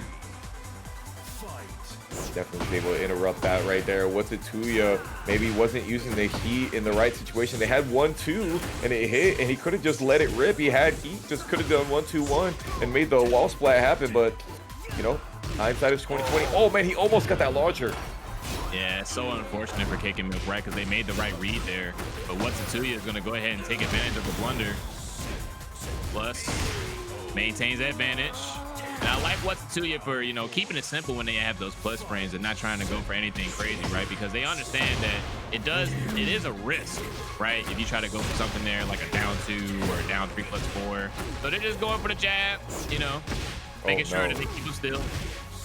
Speaking of jabs, Whatzittooya is seeing these jabs coming and getting the wall standing 1-2 to be able to just put Cakeandmilk into the grave on that one. Speaking of grave, gonna go all the way down to the river Styx to hell with the little Nikki custom right here. I see you. I'm definitely gonna put you in a seat of power in winners finals. Let's see if he can execute and defeat the Red Bull battalion leader.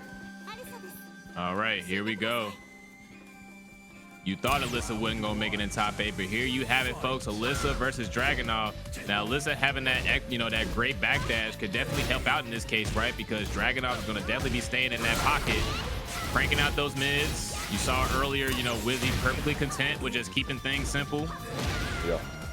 Ooh, Cuddlecore getting punished for doing that rocket stance right there, but choosing to go for the delayed options on these chainsaws, making Wizzy think that maybe she won't go for the immediates. All right, Cuddlecore trying to get something started here. Spins the heat, trying to get some advantage, but gets punished there for going for the low. Yeah, the shoe shine string, it's got a lot of range on it, and Wizzy knows exactly. Look at that. He just runs up in your face and says, what? Stop me. You won't. Right.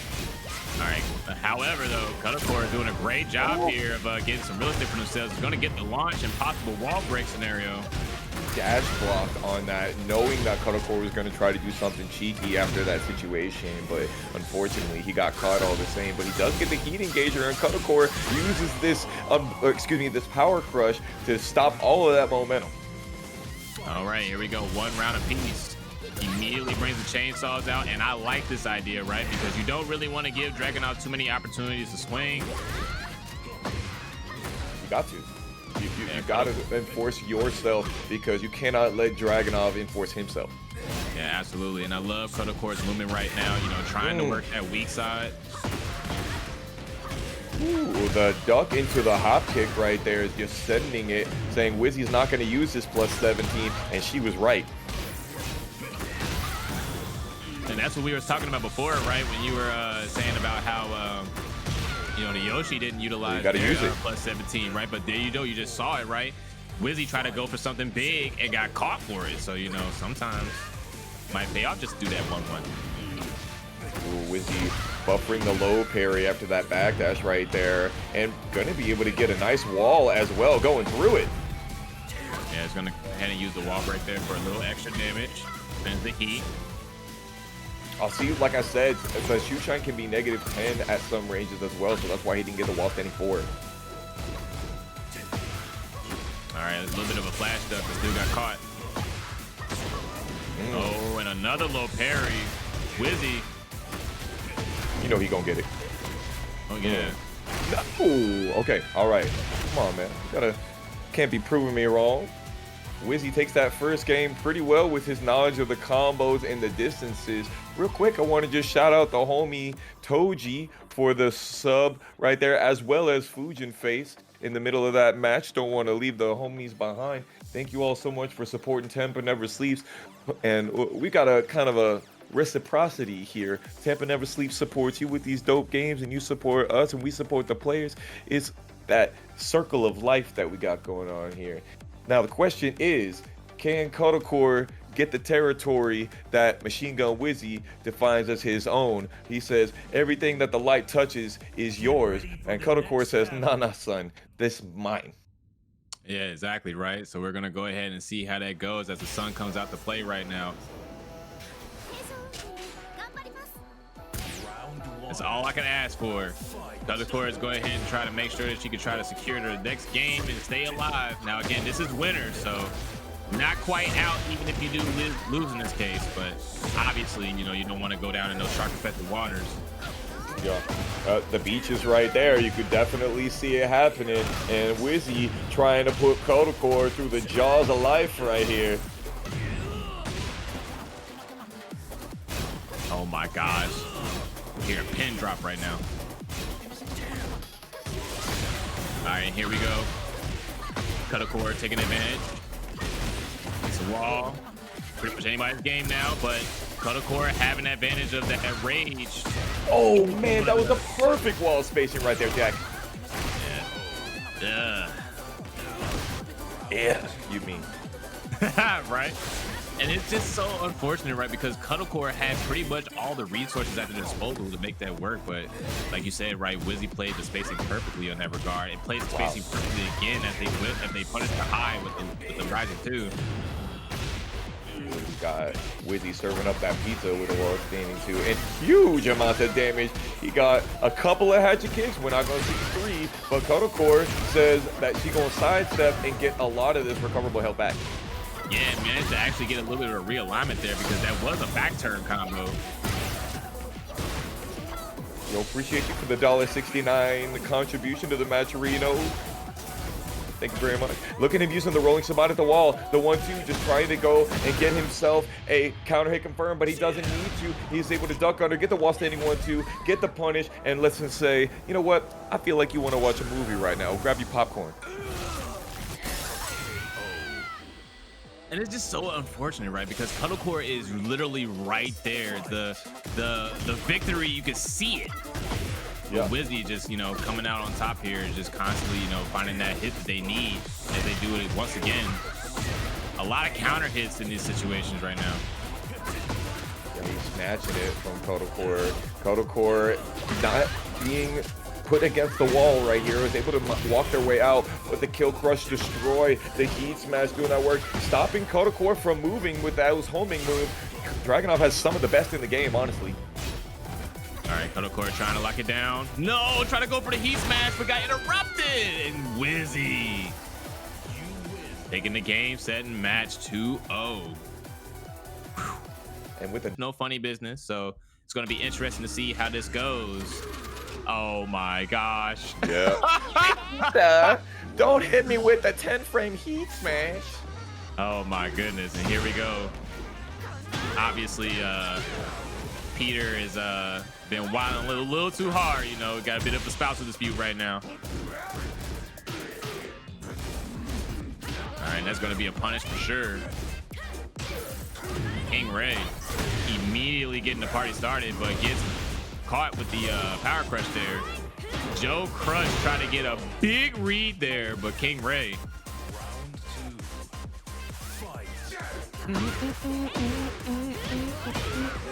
KingRey feeling themselves right now. Getting the party started early. KingRey pushing the pace very easily. JoeCrush trying to set KingRey up for the power crush there, but again, not really going to stay in there unless they know they have something for sure. Yeah, and KingRey just trying to jockey for position there. You see them just using those sidestep cancels as they get the launch. Now they're not going to, you know, they may get the wall here, and they're going to pop P, try to extend, and they get it.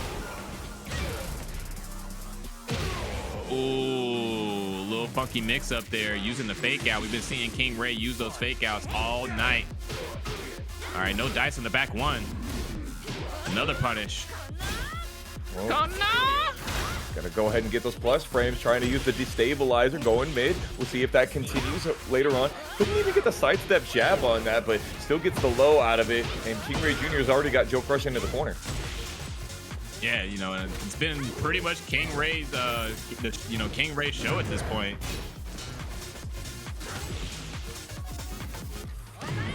KingReyJr. was trying to play the long range game. JoeCrush just dashes up and is able to get into KingReyJr.'s sphere, into his zone. Oh no, this is not the Family Guy Rule 34 that I expected to see. All right, gets the back one this time. All right, JoeCrush staying alive. KingRey still on game point. KingReyJr. kind of jockeying out there. JoeCrush and KingReyJr. know that whoever gets the momentum, that's where it's going. All right, good break. All right, gets the grab. Yeah, Jack is one of those characters that does have some scenarios where their crouch grabs are guaranteed. So JoeCrush is opting to use that heat there. Oh, that could have been way worse for KingRey. Running the +11, KingReyJr. not allowing themselves to have their back to the wall. JoeCrush has a big life lead with 22 seconds remaining. All right, trying to get the delay there. Still secures the round, final round. The down back one, chopping away with the lows. KingReyJr. is able to trade, very nice. And has a 90 with gusto. Oh, you pressing on my strings? Thank you very much. I will take that guaranteed follow-up. Yeah, JoeCrush is recognizing that they're not really going to be able to do their typical game plan against KingRey, right? KingRey is the one that's actually being the more aggressive. JoeCrush being forced to just, take their time and pick their shots. But Jack is one of those characters that's great for that. Exactly what you expect to see. JoeCrush using the back 1+2, trying to get a timing read on KingReyJr., but hasn't quite been able to. Neither player getting thrown in these situations. JoeCrush is trying to do a sidestep too. He's whipping, but he's not getting punished amazingly. KingReyJr. getting seed planted on twice in a row, and that's going to take first game for JoeCrush. All right, JoeCrush coming back from a deficit, with the reverse 3-0 on the rounds there. It was looking a lot like KingRey's match. JoeCrush doing a great job though, of just threading the needle, so to speak. Again, double these seed two planer, dude. That's crazy. Yeah, sorry, go ahead. Right. No, it's just this is this is a classic. These two have been playing each other for so long, so it's pretty much business as usual at this point. And that's usually, in my opinion, some of the hardest matches, right, to play in when you're playing against someone who knows your tendencies so well, because you're constantly having to throw something out there and try to switch it up. As you can see there, KingRey getting that low parry. Look at the optimization. Both of these guys, we've known them so well for being combo optimizers. I'm surprised they don't have combo exhibition videos. They just do it all out in here in tournament. JoeCrush using the heat smash to get off him. That is a huge amount of damage right there. And JoeCrush got that big punish. And KingReyJr. still has a lot of recoverable health here. Oh no! Wow, he was able to recover? Hello? Thinking about it, with Asuka being able to charge her ReyJr, I feel like KingRey may have delayed it a little bit, just a slight amount, in which may have given JoeCrush enough time to recover. I can smell the Twitter rant now. Oh man, listen, there's gonna be a couple people from this bracket that's gonna be on there tonight.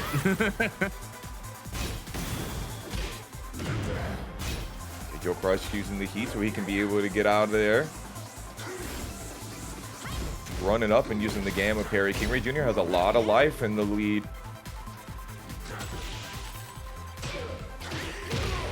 Good catch there for KingReyJr. Yo, speaking of a good catch, we got the only salmon with the $50 contribution right here. Oh, and a great catch from JoeCrush with the counter hit. Full crouch down 4-2-1-2. That's massive damage. That's the counter hit string that won him Tekken World Tour Last Chance qualifier. Let's not forget.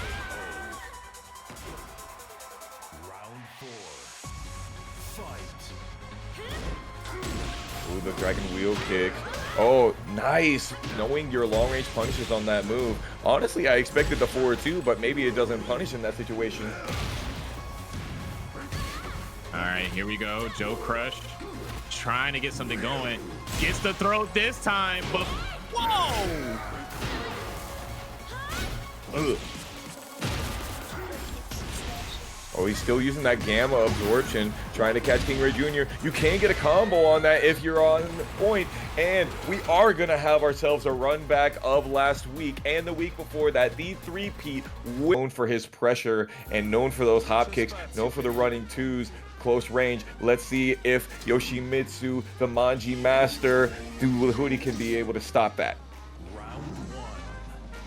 All right, here we go, folks. This is top 8 territory. Still best of 3, though.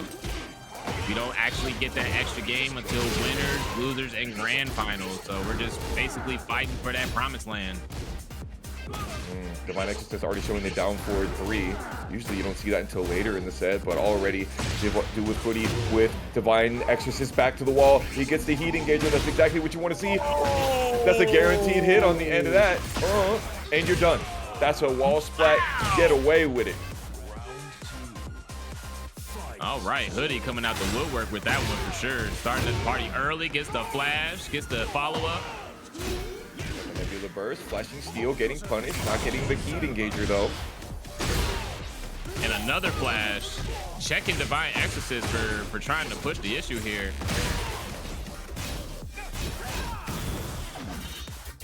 Yeah, I told you, Divine Exorcist is going to be pushing that pressure, and you know you want to walk right into it. Divine Exorcist not playing games, though. He does have a lot of recoverable life. He's able to get some of that cigarette life back, but the 2 down 3, that is a natural combo. Not a lot of Yoshimitsus use that, but this is the boy. He's going to run deep into the move list. All right, in this party time, as Hoodie is trying to get this wall positioning. Yeah, walk right into it for me. Ooh, thank you very much. Down 2-2. Caught Divine Exorcist trying to go for that running 4, and he almost got the perfect wall spacing, but he's just a little late. All right, Divine Exorcist trying to find an answer here, but Hoodie just doing an excellent job of just, again, like picking Exorcist apart. That's back-to-back that we saw 2 Kincho back 1+2 unblockables. It is extremely linear. Don't let that fool you, that animation where it looks like he takes 2 swords and just like draws an X with it.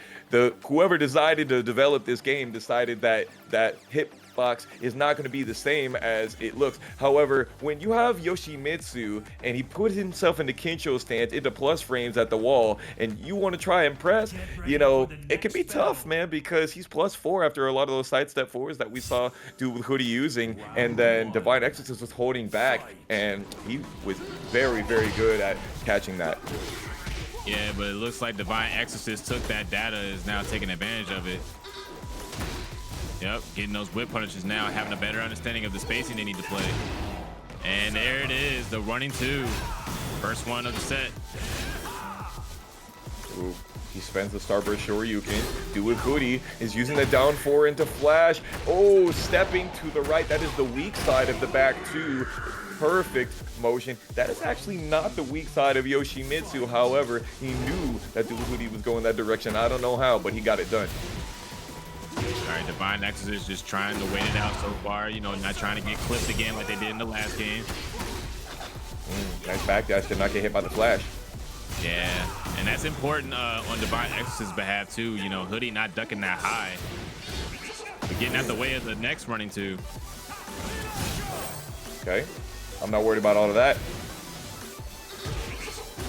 DWHD showing the Indian stance quite a bit. Not sitting in the stance to get the healing though.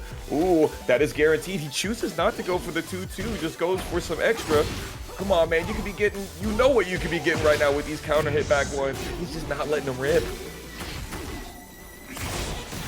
All right, he's going ahead and spins it, trying to get the mix-up going. Gets out of the way, gets that wall interaction one more time. Another one. Yep. All right, gets the low parry here. All right, we are swinging, folks. We got a game. All right, another throw break. Chopping down with the lows, DWHD cartwheeling, going backwards and uses the down forward 2. Very, very strong down forward 2 with his character. Okay, gets a lot of it, gets the duck. Very nice Divine Exorcist getting out of there and uses the heat dash on the forward 4-3. Excuse me, backward 2. All right, and gets the wall carry. Strong stuff here. Nobody opting to set up the floor break, however, but we're going to get it this time as we are in round 4. Now the question is he going to go for the Spirited Away here? Yes, he does. As I say it already, that's good 25 damage to get a combo starter. And if he chooses to, he can maybe get even closer to the wall. All right, gets the mix up. Oh no. Yep, and that might be a floor break. Might opt to save it though, because that is a flow combo, but we're gonna spend it now. Not sure about that decision right there. Divine Exorcist could have saved it. Do with Hoodie though, definitely thought that he might want it. Oh man, that hits the Indian stand. Tragic. Yeah, I saw that too. I was like, wait a minute, what? Got him. Oh, and there we go. Beat, you done started something. June's just unimpressed. He's like, eh. That boy right there. Down 4 into Flash again. -4 into a 6-frame attack. And we got the suicide. That's 2 in a row. And Do with Hoodie showing you best know his name right now. He's all right. I'm gonna take off my caster cap. I'm gonna put on my fan cap. And I ain't gonna hold you. I hate this character. I hate him. Gets him my freaking nerves. Okay. You ain't gonna hold me, but you're gonna have to hold that because we got 2 Dragunovs right here. Whatzittooya trying to make it into the further portion, trying to make you see a few more of them. All right, here we go. Pling getting the party started. Getting caught though. Yep, working those wave out here. Yeah. Ignition switch times 3 in a row. That's right. Go ahead, spin away. I love for you to lose life for doing nothing. I'm not doing a damn thing except running up on you. Yeah, Pling was trying to stay out of the range of that ignition switch, right? But Whatzittooya is just biding their time at that point. They already knew that they had it in the bag, but gets the launch with the down forward too. Yeah, that was because Whatzittooya went for the whole 3 hits of that string and really just botched the opportunity for Pling to be able to just get the spin, down forward 2 on him.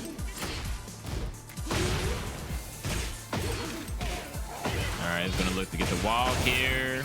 He's still on the table. All right, good check. Definitely want the Tundra Slash there, the heat engager. He did the long, sorry, Whatzittooya, she did the QCF2, was getting close with that crouch dash, but Pling still being able to spin away. Yeah, and Rambu Motion spinning me away with that $61.81 contribution to the pot. Thank you so much. Pushing us even higher up as we get to the top of the mountain. Whatzittooya. Higher. Oh, yeah. Whatzittooya working on a perfect right now. No more. Oh, yeah. Pling just backdashing away. Whatzittooya said, I'm not dealing with none of that. I'm not trying to take any of that. Ooh, the Switchblade Ripper. Second hit. Gets the wall splat. Whatzittooya trying to get some grab game, but Pling is breaking those. All right, no bar fighting for you. Oh, gets the side switch. That's good stuff there. He's going to get the wall burst. Rage is on the table. Doesn't spend it. Get your 12-frame punish. Okay, Whatzittooya does have rage. Yeah. Oh, he spent 15 of his health. That's okay. 10 seconds remaining. What's going to get it? Oh, and he's going to go get the low. Yeah, I feel like Pling should have, could have went for the rage art there after the rage burst, but probably wanted to save the rage for the extra mix up there with the damage boost. It's just rough because Pling is killing himself so many times by losing health. There you go. Get that 1-1 into the guarantee follow-up. Whatzittooya uses the power crest to be able to get back in. Oh, ducks the high on that one. He gets the flow combo. Great awareness there from Whatzittooya. You think they get wall here? Nah, not quite. Pling's trying to do their best to stay out of those dangerous ranges of Dragunov, but like you said, right, it is costing them a lot and is in a way making Whatzit's job easier. Because when they do finally get that hit that they've been looking for, they don't have to do much more. They've already spent so much health just trying to stay out the way. Yeah, it's like you're spending the health to not take the mix, but I might not even be doing a button. And you're losing health because of it. It's just costing so much spacing and timing. And Whatzittooya is definitely taking advantage of it because she is just running up and Oh, Feeling's just killing themselves. I know I sound like a broken record here, but it's definitely the tail of the tape. It's definitely what's happening right now. Get ready for the next battle. All right, here we go. We're immediately switching to Xiayou. You know, definitely like this pick for sure, but it's going to be tough, of course, because Dragunov is one of those characters that is really hard to get off of you once they get started. All right, immediately. That's exactly what you want to do. So, just like what I was saying earlier, Wizzy talking about the weaknesses of Feng, the weakness of Dragunov is actually sidestep right duck, and sidestep right AOP is essentially just that. So we saw it right at the beginning of that match, of this match right here, that Pling was able to execute and take advantage of that. Yep, working those plus frames. Pling already having an amazing amount of real estate for themselves, and just got to wrap it up here. It's the first round.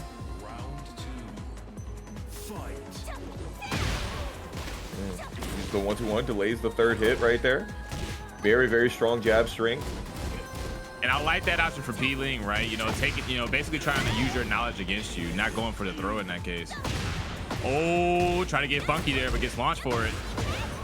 That is a very common setup for Dragunov players, that canceling that throw into something else dastardly, but got counter hit for it. Whatzittooya has rage and the heat on deck, has a lot of health to deal with as well. But for how long? All right, Pling, pretty much Pling's, you know, game to lose right now, up 2 rounds, and Whatzittooya immediately turning the tide with a half health combo with no wall, insane damage. He activated. That was so much damage. Yo, that was great defense from Whatzittooya. They're gonna take advantage of the opportunity right now. Nice. That move is so freaking good, bro. You don't know if the second hit is coming, and then it leaves you in crouch. Speaking of which, Whatzittooya already using the crouch, full crouch down 4-1-4, the hail slicer to put a little bit of extra life lead on themselves to start this off, but Pling gets the throw.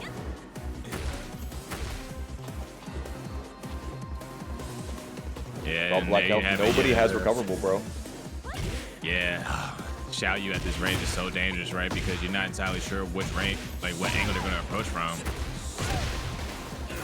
Hitting with the Great Wall left, and that's very dastardly. Whatzittooya trying to continue the pressure and succeeding. It's a 3-way mix, and Whatzittooya is able to get it. We got set point versus survival point. Who's going to punch that ticket to elimination station?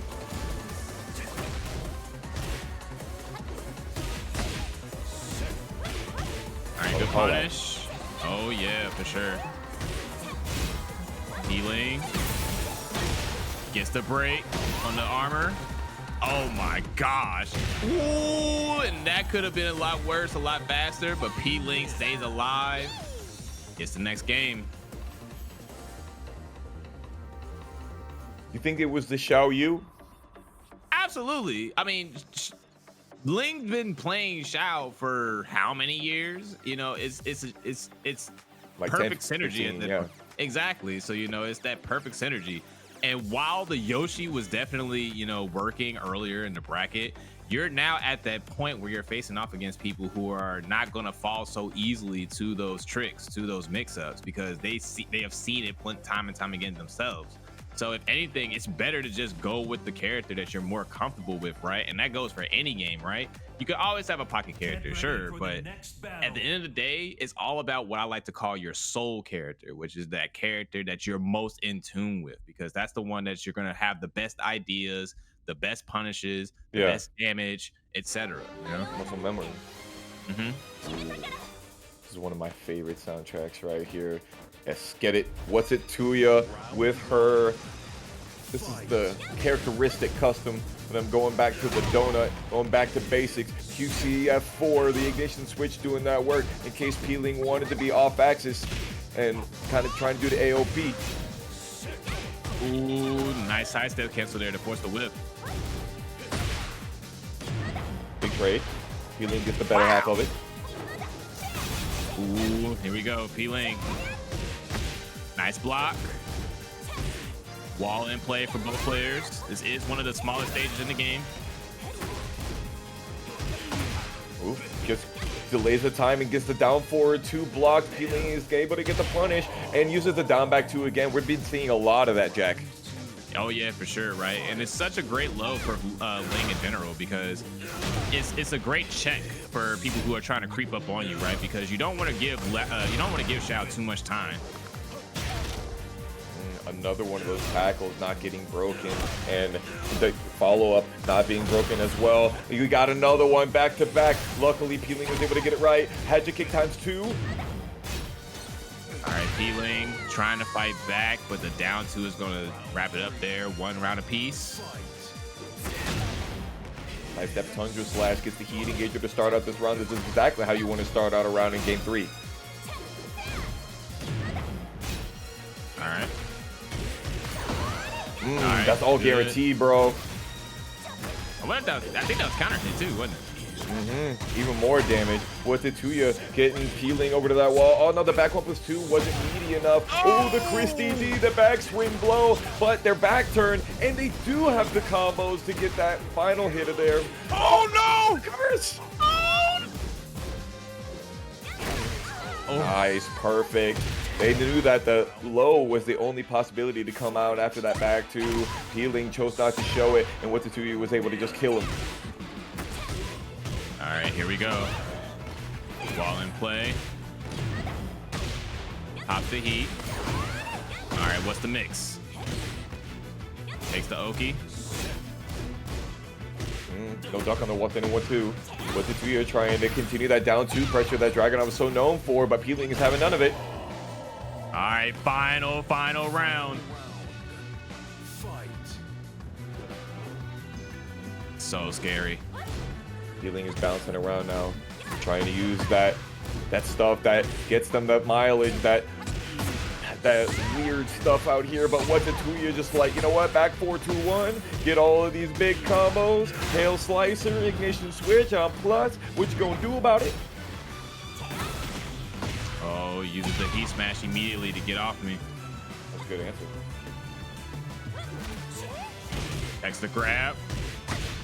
Oh, and Whatzittooya with the counter hits, confirm into a wall splat, takes the game set and match 2-1.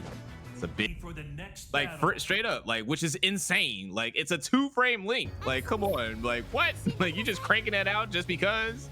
Yes, you just feel like it, you know? Like, you know, I'm gonna do it here. Yes, sir. And now we finna crank it for you tonight. Losers quarters, Cuddlecore versus Dude with Hoodie. This is gonna be a tough one. Yoshimitsu struggles against characters with good backdashes. I've been saying this for years, and let's see how Cuddlecore utilizes it. Yeah, Cuddlecore not pulling the trigger on that hop kick there, you know, could have easily turned things around for Hoodie, but Cuddlecore already taking the match to him. A lot of momentum on our side. Yeah, she running up on him, not letting Dude with Hoodie play the patient game. Dude with Hoodie well known for utilizing the full crouch down forward so much. Ooh, he does get the back 1 into the flash. Caught Cuddlecore ducking. He's got heat on deck. Does he choose to use it? No, he chooses to not use the move that is making it frame tight after the full crouch down forward. He doesn't use the Indian stance 3+4. Cuddlecore just gets the hop kick right there. Only could have get beaten by one option, and she knew it.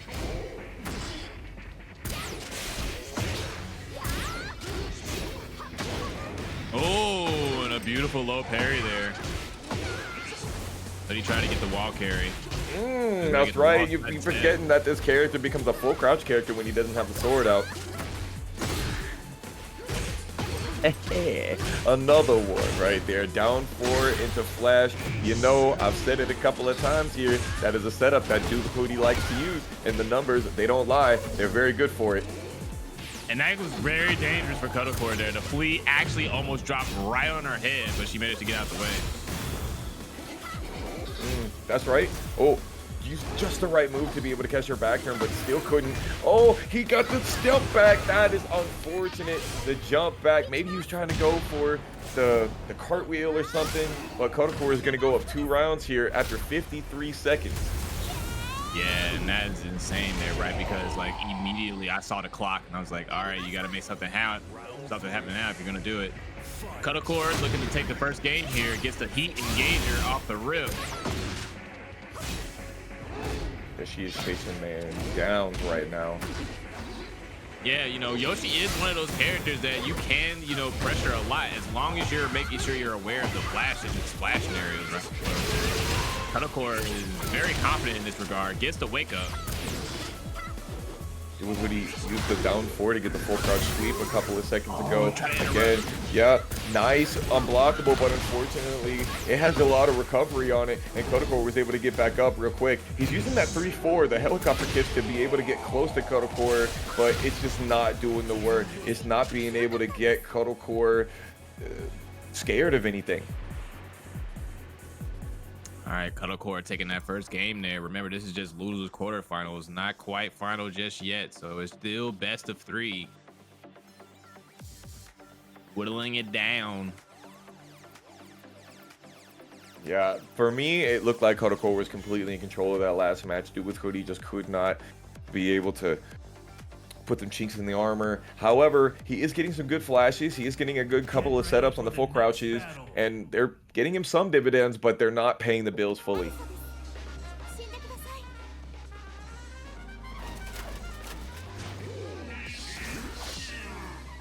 Yeah, a little bit of lore there. All right, Ashbo44 with the $3 contribution. Let's go. Appreciate everybody who's been contributing to the match arena so far. You know, definitely hooking us up. Like you said right earlier, Fox, the circle of life continues.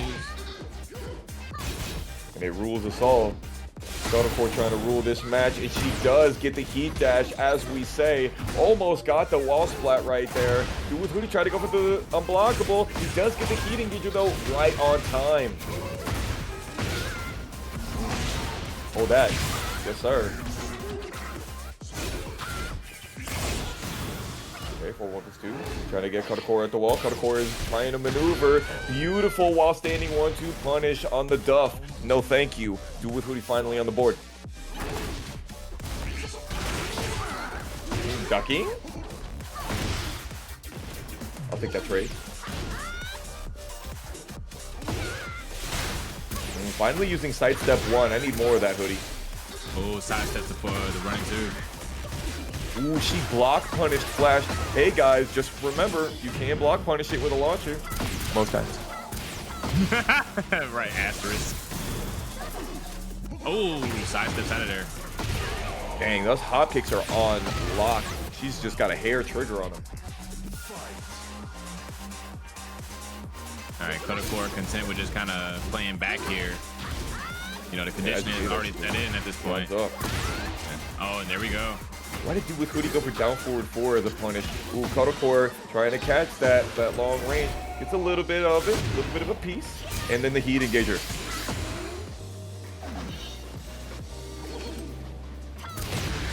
Oh, gets the counter hit off the slide, so that's going to be a wall combo. Spins the heat for the extension.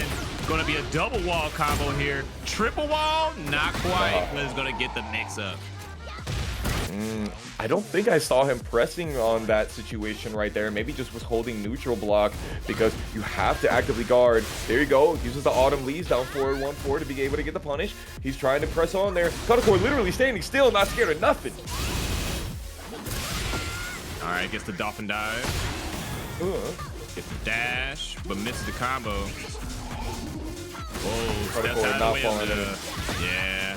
I told you that move's linear as hell. Hey, it's scary, man. You know, Yoshi's out here coming at you with all these different, you know, all these different moves. It's a little tough sometimes, you know. Whatzittooya? Oh, wait a minute. Here we go. All right, here we go. This could change, though. This change, though. Midnight Siege. Both of these characters have really, really good wall splats to be able to run the heat burst over there, and or excuse me, run the wall burst. And KingReyJr Jr., you already know, you can expect with some of that. And Whatzittooya already starting with the running 2 that we just said in the previous match that we didn't really see a lot of, and maybe it's the character matchup. And already KingRey Jr. trying to get that wall split over there. No, never mind. Whatzittooya is able to get it. Oh, that is so unfortunate. Tibu gets counter hit into the wall burst, and that's going to be a lot of damage. Honestly, just having the ability for you to get it and not your opponent is just as valuable. Yeah, for sure. And already cranking that, you know, heat dash already. You crank that heat dash. Sorry. I'm sorry, man. I had to. Hey, it's getting late. I understand, you know. I'm a child of the 2000s. Listen, we're getting into those degenerate hours, so I completely get it. Oh man, there you go. The counter hit back forward. That is a lot of work. That's one of her chunkiest counter hits. Oh, good block. Good low parry. All right, we're gonna go ahead and spend it. Hit the wall. There it is. We are round up piece. KingReyJr.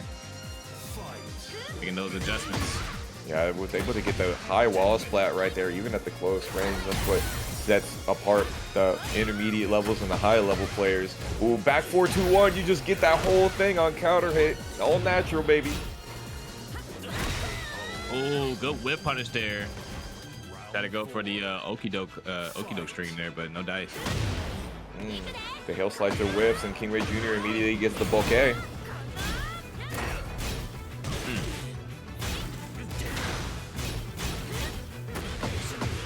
Yep, Try to go for the high crush there. Nothing doing. Gets the exerciser though. Ooh, immediately put two hands together and put them to work. Oh, the counter hit off of the wild running two. That is huge for Whatzittooya. Look at this damage. The Russian assault putting some ridiculous amounts of damage on the board. Hail Slicer ×2. That's 3 lows in a row. Whatzittooya, please do not be pressing. Yeah, and immediately went to the heat there, but Whatzittooya says, I got that too. Bro, can you imagine if Dragunov's Heat Smash was able to wall splat at that range like Jin's would? Man, that would be something ridiculous. I'm glad we don't have to deal with that. But Whatzittooya making KingReyJr. deal with a lot at the wall regardless. Yeah, now we may see a switch here, of course, because, you know, that was pretty much all Whatzittooya for the most part, even with KingRey's pressure. But, you know, again, you know, it's one of those sets where, you know, things were going right for sure, and kind of a tough call, right? Because it wasn't a complete blowout. So, you know, what do you do here? My man said, can you not sidestep that rage art? I mean, it's a huge mix in that situation. You can sidewalk if they choose to charge it up. But, you know, the easy thing is just to let them spend their rage. Let them spend the 20%. All right, we got the Dan Hibiki here with the Whatzittooya saying that they're going to sandbag a little bit with the worst character in the game, Kappa. Hey, you know, they got loops. Got some cool stuff. Man, Whatzittooya is doing really fantastic with getting the maximum amount of damage, especially at the wall. Yeah, gonna go ahead and get that health back with the Heat Engager. And it's looking to secure it around here. It's gonna, you know, use that heat dash. All right, KingRey with the first round. Wouldn't it be crazy if her install carried over? You shut your mouth right now, my man. I don't want to give any of these people. Cut his mic. You already started it. You don't want to, like, you know, you won't be crazy if Dragunov's Heat Smash. Like, nah. Right. Since we're going down this path, look, listen, it's about to be 12 a.m. You know what? We're here now. All right, we're there. Man, and that's another perfect for Whatzittooya. That's at least the second perfect that we have seen so far. Not trying to get another one though. KingReyJr. to get the power crush immediately. Punished. Oh, beautiful sidestep there. Whatzittooya is going to go ahead and engage. Good duck there on the throw.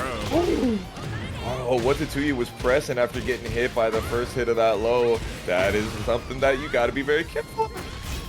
Yeah, KingRey dropping that wall combo though, but sidesteps the grabs when they get another one. We're going to realign here. Oh, no, not again. No. Whatzittooya wasn't even in like a back turn situation. They just chose to get up at the wrong time. Ooh, big counter hit there for KingReyJr. Just going to get the wall. If I'm KingReyJr, I would save it, but they're going to go ahead and cash out early. And a beautiful duck there. They're going to get the wall again. Heat is still on the table. Oh, yeah, that's done. That's a wrap. No! Oh, never mind. He didn't go for the heapers. Why did he not heapers? No, not like this. killing me. Bro, he should have heat burst into the Nani with Gusto into the spike, but he couldn't have done it, I guess. Oh no, not breaking the throws. This is uncharacteristic. Oh my God. You had it. No, you would have chosen one. All right, still fighting. Whatzittooya sitting on set point. Oh man, KingReyJr just pushing it in. Look at all of the gray life on Whatzittooya's side. All right, got the full string. Ooh, gets caught pushing a button, and that's looking like that might be it for KingReyJr. Oh my God, and all it took was one button press. 2 + 3, that's all you needed. Ah, so unfortunate for Minds out here. Winners finals gonna be stuck in our minds for quite a while. We got a 1st of 3 set coming up for you. Round 1.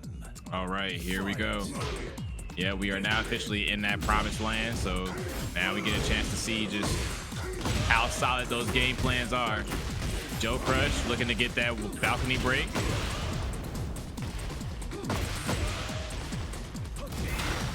And I'm loving this choice of music, by the way. Lucas, you're such a great DJ. The one time I'm actually okay with Eddie references. Damn, that was a lot of just small damage that JoeCrush was able to get. Wizzy coming up, trying to use those running twos, and watch that spacing, watch that delayed timing, because the bar fight is gonna come at you, and now you're already at your back to a wall. All right, fighting out, not trying to get wall splatted. Yeah, rocket upward, nothing that Dragunov can do about that. It's -16, but you can't really do anything as Dragunov at that range. Yeah, trying to get the positioning there, but gets flipped again. Down 3 + 4, and it's starting to happen. We ain't been seeing Dragunovs crank that button all night, but it's top 8, so you got to use everything at your disposal. Joe was like, you're not finna finish that 1-2.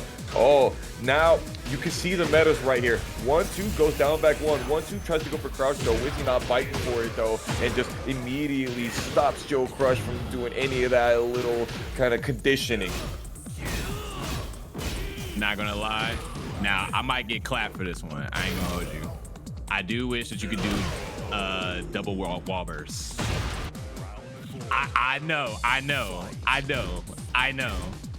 just imagine the combos, man. Imagine the combo videos. Now, let it scale to crap. I don't care. You know, you do the wall burst, you hit them once after the second wall burst, and they go flying like 30 feet away from you. But hey, I just want it possible. I just wanted to be there, you know?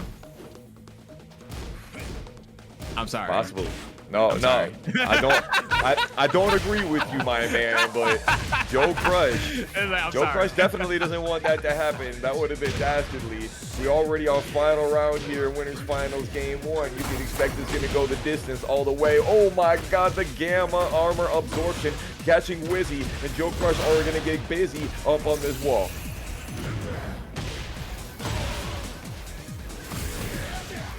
I'm gonna stay on the floor. You go ahead and spend that heat. Have fun with that.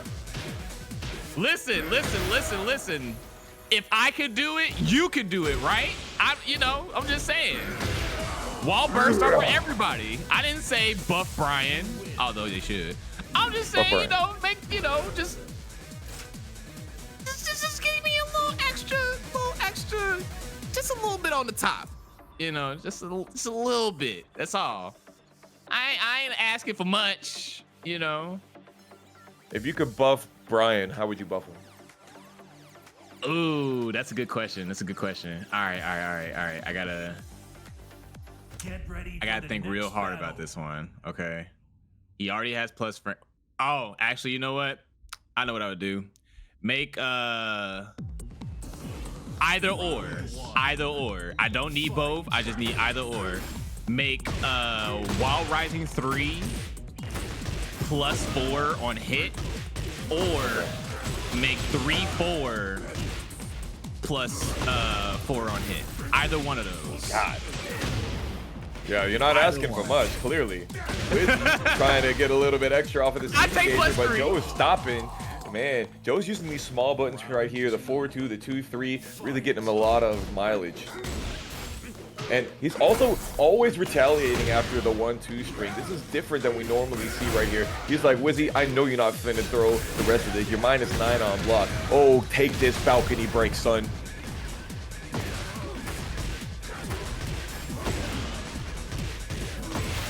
And he gets a good wall.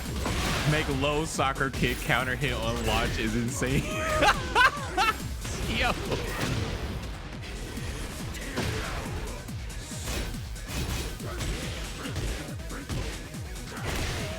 Dragunov is not he's dragging his feet out here. Actually, JoeCrush is just chipping down, doing huge amounts of work. Wizzy trying to use those jabs, but Joe is not trying to stop at all. He might have to go for some of these strings. Oh no! Going down. Down, down, baby. Oh, sorry. We had a lot of sugar today, chat. Don't mind us. Give me a Shimmy Cocoa Puff. Oh, take this hit now. Oh no, man, come on, you had heat. What was the reason that you go low there? You had heat. Oh my God. Oh, just do it. All right, here we go. Game number 3. Winners final, so Wizzy got a shot. Damn, man. You know what's funny? Because he's machine gun Wizzy, and he definitely is getting shot with this shotty. The back 1+2, the 14-frame Tyopen blast, getting that last hit in there. Exactly what JoeCrush maybe should have done when he got his down back 1 low parry, but neither here nor there. He kept it together all the same. Now we're on Coliseum of Fate. There's going to be an infinite-ish stage on here, and I think this actually benefits Joe. He likes to jump around. Jump up, and get down. Yeah, for sure, you know. Definitely going to be skating around for sure. Man, the switchblade ripper. He delayed that one just right, and JoeCrush got caught. Yeah, gotta be careful with that one. All right, here we go, working those plus frames, and we're just getting in there, and there's that wall. It's an infinite-ish. Yo, already 20 seconds in, JoeCrush with his back to it.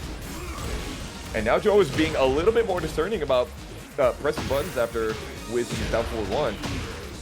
And you also see, you know, JoeCrush isn't really going for too many mix-ups, by the way, you know, when getting that cancel, is just opting to go for the safe option. Not entirely sure why, you know, as JoeCrush has been pretty much controlling the pacing of the match the entire set. Ooh, the Russian assault counter hit. Honestly, basically neutral on that one. They both took about the same amount of damage. JoeCrush is jumping up and getting down, just running up on Wizzy. Gotta press the option. Oh, gets the break though. We got Olympic level breaking out here. As long as it's not from Australia. Sheesh. Oh, he almost got the Gamma Howl absorption on there. Wizzy is trying to be very careful because actually the Gamma Absorb was killing Wizzy in the Grand Finals and Winners Final set last week. JoeCrush says, thank you very much for walking into my sphere of influence. 4-4-1+2 doing that work. 10 seconds left. Can he finish it off? He's got heat on deck. And boy.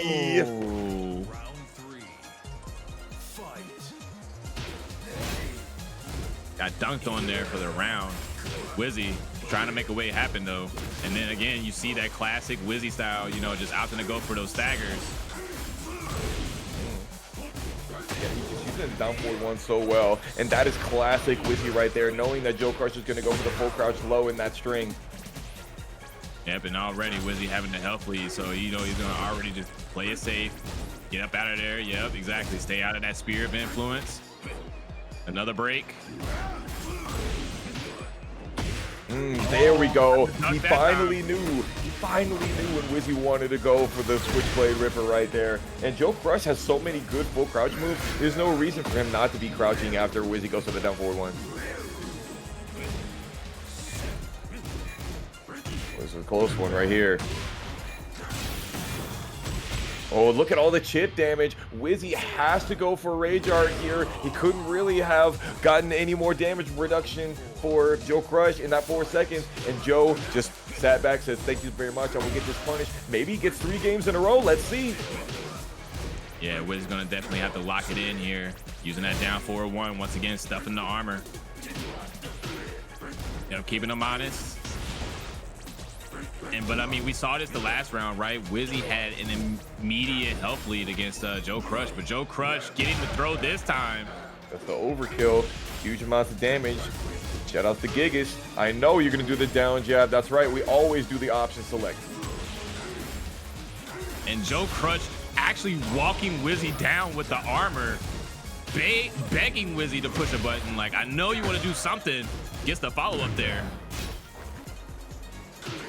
Talking about walking him down, he mogging him down. Oh my god, you're gonna take the heat smash to the face. You're not gonna be able to get killed. Are you gonna go for the baseball slide? He doesn't go for it. He's trying to get the low parry, and he still gets himself some life. Wizzy is still alive in this set. Oh, now you start to see JoeCrush starting to go for those mix-ups, right? Trying to get those plus frames, understanding that the conditioning has been established. And again, Wizzy just sticking to the game plan, right? Just using that down forward 1 to keep JoeCrush from getting anything major. Down forward 2 this time, catching the whip. Scimitar, he's doing that work. Wizzy, get him over to that wall. He's trying to maybe get a wall combo. He couldn't. Forward 2, no block punishment, but he does use the down 2, and that's a 30-second perfect, exactly half the round. Cut him in half, cut his whole body in half. We are not going out like that. No games, James, for you. You're going to have to work a little bit harder than that, Mr. Joseph Crushington. All right, no bust ass over here. Wizzy getting on the board, 2-1 currently. Again, winners finals, so it's a best of 5. Wizzy had to dig deep for that one, and shout outs to Wizzy for, again, sticking to the game plan, just constantly cranking that down 4-1. That button has been paying dividends for them all night. So sees no reason to not utilize it. Easily one of Dragunov's best pokes, just trying to check that armor. It is really crazy how much mileage he's getting off of a simple down forward 1. It was like the very beginning of this game, he ripped the Switchblade Ripper counter hit, and then after that, Joe was like, I'm not trying to get hit by that again. And it just set the pace. He just kept it going literally with the down forward 1. It's all about those Tekken fundamentals. All right, we got the Peter Griffin custom coming back. This is how he was able to put the nail in the coffin versus Wizzy last week. Let's see if he does it again. Yeah, it's all about that mental stack, right? You're not gonna be focused on the match, you're gonna be focused on my chin. Oh, there we go, gets the follow-up. D-planet. Oh, gets the high this time with the wall. Extra death. The punish. 1 and 2.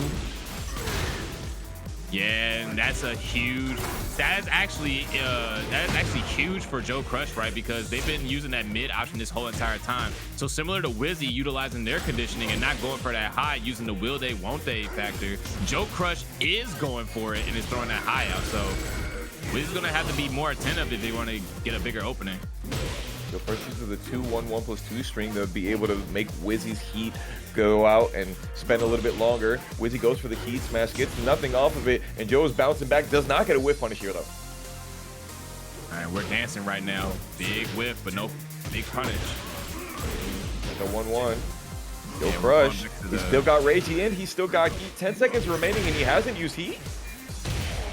Wow, doesn't need it. Getting in there. JoeCrush sitting on set point right now, looking to secure their spot in the grand finals. But again, Wizzy did show us that they do have what it takes to make the comeback. So they were to see if they can do it one more time. Time to celebrate. Ooh, counter hit. 1-2-1. Lots of damage. And he had the heat engage. JoeCrush trying to go for that windmill punches string, and Wizzy doing the down jab every single time, not trying to get hit by it. Yeah, Wizzy just opting to stay out the way here. I don't even want to think about what you're trying to do over there. JoeCrush is just doing a lot of these hard reads, and he's not getting punished for it. He could be dead right now, but he's not. Why does he keep doing the windmill? I guess if you're only going to get down jab punished, there's almost no risk for it. Ah, and then finally, he uses a little bit more extra right there. That one wasn't guaranteed, but it does beat the high still. Yeah, and JoeCrush again, just menacing with that armor. basically trying to fish for an absorption on that hit. Trying to get a feel for Wizzy's timing. All right, no duck there. Bro, he just runs it. He doesn't care. Yeah, you know, that's the JoeCrush special, right? We've been seeing it all night. JoeCrush will let it rock. He does not care at all. All right, wall burst. He's given up his map advantage to be able to do this. Ooh, the forward two is getting ducked under by the tackle. Wizzy definitely trying to get himself a tied set. All right, here we go. Wizzy's now starting to let it unload. Two running twos. And the wall burst, and that's our early wall burst. So we're going to get full wall carry here. Been doing so good at catching exactly when JoeCrush is going to get hit by the counter hit 1-2 on rolling Sabat. He does get hit by the don't get touched by the 4-2. JoeCrush is getting pushed back to the wall though. Oh my God, that's so much pushback. Yeah, pretty much it's pretty much Wizzy's game right now. JoeCrush still has rage, however. Down 2. That's step 1 times 2. There's not even any chip damage that Wizzy is taking for that. And we got ourselves a game 5, Jack. All right, here it is, folks. Wizzy showing us that they do have what it takes to be here. This wasn't a mistake. This wasn't a fluke. Wizzy showing us they got what they know what it takes. They are digging deep right now, but JoeCrush may potentially be running out of gas here. Very difficult to say because, you know, you're talking about what is getting Machine Gun Wizzy dubs. Well, first of all, let's just talk about how the fact that JoeCrush is maybe throwing away a little bit of life pretty consistently with these windmill punches, and Wizzy just chooses to go and use the option select, the down 1, the down jab, but also, you know, Wizzy just using these down forward 1s to great effect. You can't really get anything off of down forward 1 getting gamma parried, and that's why JoeCrush is not really using it as much. All right, and it's looking like King Jack over here right now. Ooh, Wizzy getting jacked up already by this launcher and gets perfect wall splat. No, he couldn't take advantage of it though. Good punish. And Wizzy feeling a lot more confident now. You see him being a lot more active on the wall here. Yeah, look at the way that he uses his jab. So effective. He does get caught trying to press a little bit too much, and JoeCrush fights his way out using the heat dash.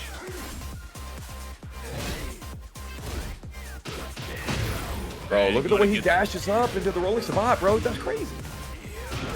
Yeah, again, you know, that confidence is starting to show, you know, especially after having 2 comeback victories to solidify themselves in this winners final.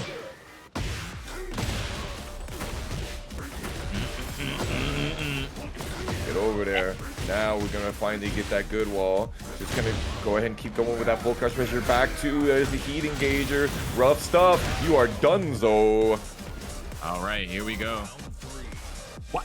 I feel like every time on this stage, once the wub start, like the match just gets that much worse. Right? Somebody gets blown up as soon as you. Somebody's just getting messed up.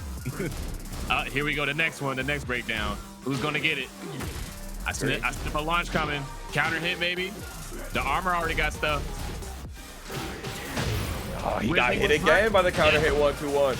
Bro, they are just coming and coming and coming, and they don't stop coming and they don't stop coming. Wizzy is 1 round away from getting a full reverse sweep on JoeCrush. Come on, JoeCrush, figure it out. I want one more game.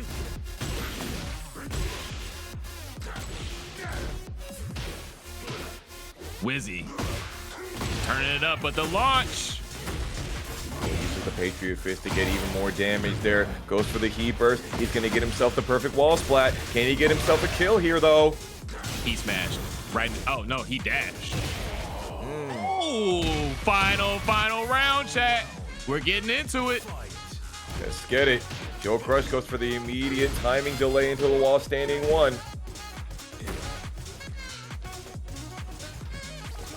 Jockey. Oh, he just with the low parry. Right. Let's get it. Can Wizzy get over to the wall? He uses the heat burst to make sure that he does. Oh, stay on the ground, stay out of the way of the tech trap. Great awareness there from JoeCrush. Gets the grab. Anybody's game. JoeCrush still able to recover life. Wizzy not getting the gold medal in breaking right there, and that one is going to seal the deal. JoeCrush does what he would have been able to do 3 games ago and finally gets himself into winners in top 4. Like, this has to stop. This has to end. You know, I don't think that I've gotten to see KawaiiFaceMiles versus Machine Gun Wizzy just yet, so I would love to be able to be on the mic for that one. Let's see if Whatzittooya is going to let it happen. I don't think that she's gonna. All right, here we go. Oh, good catch there. Understanding they were going to go for a 3rd one. Well, standing forward, we're trading. KawaiiFaceMiles is trying to show a little bit of that challenge. And when Dragunov hits you with down 2, he's -1. So actually, you do have options to be able to challenge. Yeah, and I'm liking this from KawaiiFaceMiles, right? You know, showing Whatzittooya that they are definitely willing to challenge in those spots, right? Because that's how you defend yourself. That's how you survive, not win, survive against Dragunov, right? Just showcasing that you are willing to actually occupy those spaces. But Whatzittooya is going to go ahead and take the 1st round. Gets to mix up with the chainsaws. Stepping, it can be very difficult to do, especially when you have options to beat literally everything in the chainsaws. Oh no, and by the way, you cannot low parry the charged version of that 1-2 string, and Whatzittooya was in a rough spot right there with the back turn.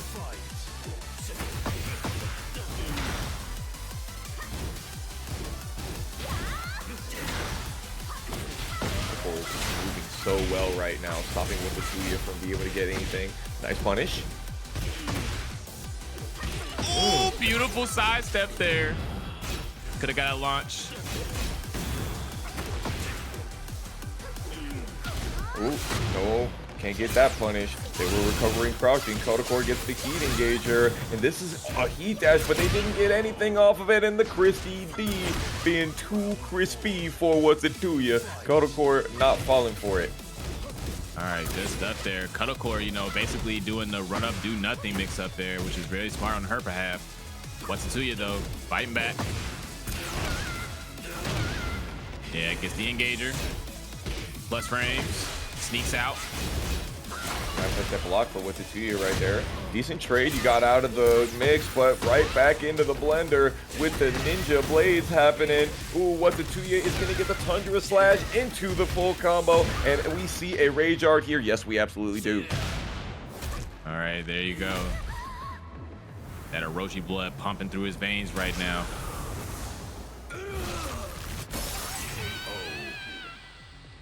All right, here we go. It's a winter wonderland as Whatzittooya evening up the score. 2 rounds apiece, final round. KawaiiFaceMiles is walking in a winter wonderland right now, just getting those sidewalks and getting so much momentum off of it. And God, now you have KawaiiFaceMiles with your back to the wall, and look at the red on those chainsaws. And there you go. That's what I'm talking about, KawaiiFaceMiles. You get that game. I need cuts in top 3. I need a top 3 cuts finish. Definitely possible, and you already know I want to see that Machine Gun Wizzy versus KawaiiFaceMiles. But Whatzittooya has been doing very good in this tournament this evening, so I really hope that we can see a game 3 at the very least of this match. Oh yeah, so here we go. Oh, absolute commentator bias. Listen, I warned y'all. Look, Pling got eliminated, so this is what I got left. All right.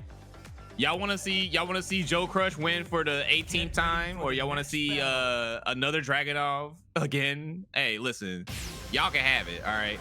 I'm gonna be over here. I'm over here. I got my sign in the air. I'm waving it right now, and y'all just got to deal. Oh man, he playing favorites, and who can blame him for that? KawaiiFaceMiles is already in heat 5 seconds in. Whatzittooya is fighting back, tries to turn on the burner themselves.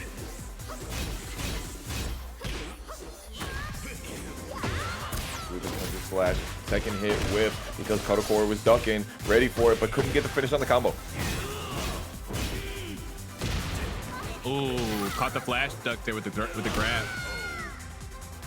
Yep, gets the tech trap. And they were pressing because of the counter hit. We heard that little shotgun sound in there. Whatzittooya trying to go for those ignition switches, but Kotocore is showing those small buttons to be able to interrupt. And I love that Kotocore is utilizing the down one to, you know, break out of those seemingly quote-unquote plus situations from Whatzittooya, right? Because like you said, right, like we've been talking about, you know, for all of Dragunov's plus frames, there are some situations that are not really guaranteed. So Kotocore is doing a great job of keeping Whatzittooya honest. Well, all those blades whiffing is exactly what Whatzittooya wanted, but unfortunately there was still point blank versus Kotocore's pressure, and Kotocore was able to get the low, and then the round start rolling Sabat. Let's get it. All right, changing up the timings here. Gets the trade. Sidewalk again. Kotocore doing a great job with the movement here, and that's pretty much going to be what helps her survive. Gets the realignment. Exactly what you want to see. And the high wall splat as well. It's going to give you max damage. Oh no, docking? Oh, and the immediate sidestep. Gets the dolphin dive. Oh my gosh. All right, Kotocore sitting on set point. That's a highlight right there, my dude. Yeah, that was crazy. Ooh, gets the splat on that. They got forward 2 instead of running 2 there. That was tragic. Ducks the high. First time we've seen it all night.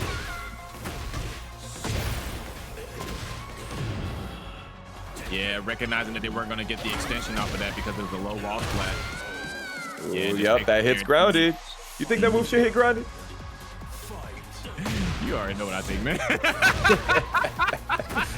Oh, man. I love how you keep on trying to like you trying to make me get mean. Like you trying to make me get. Ooh, the unique getup from Kotocore. You can't get a combo off this like maybe you would have back in Tekken 7. Whatzittooya is allowed to get a punish off of this though. Really utilizing the grabs, great options, especially since Kotocore is moving so much. All right, here we go.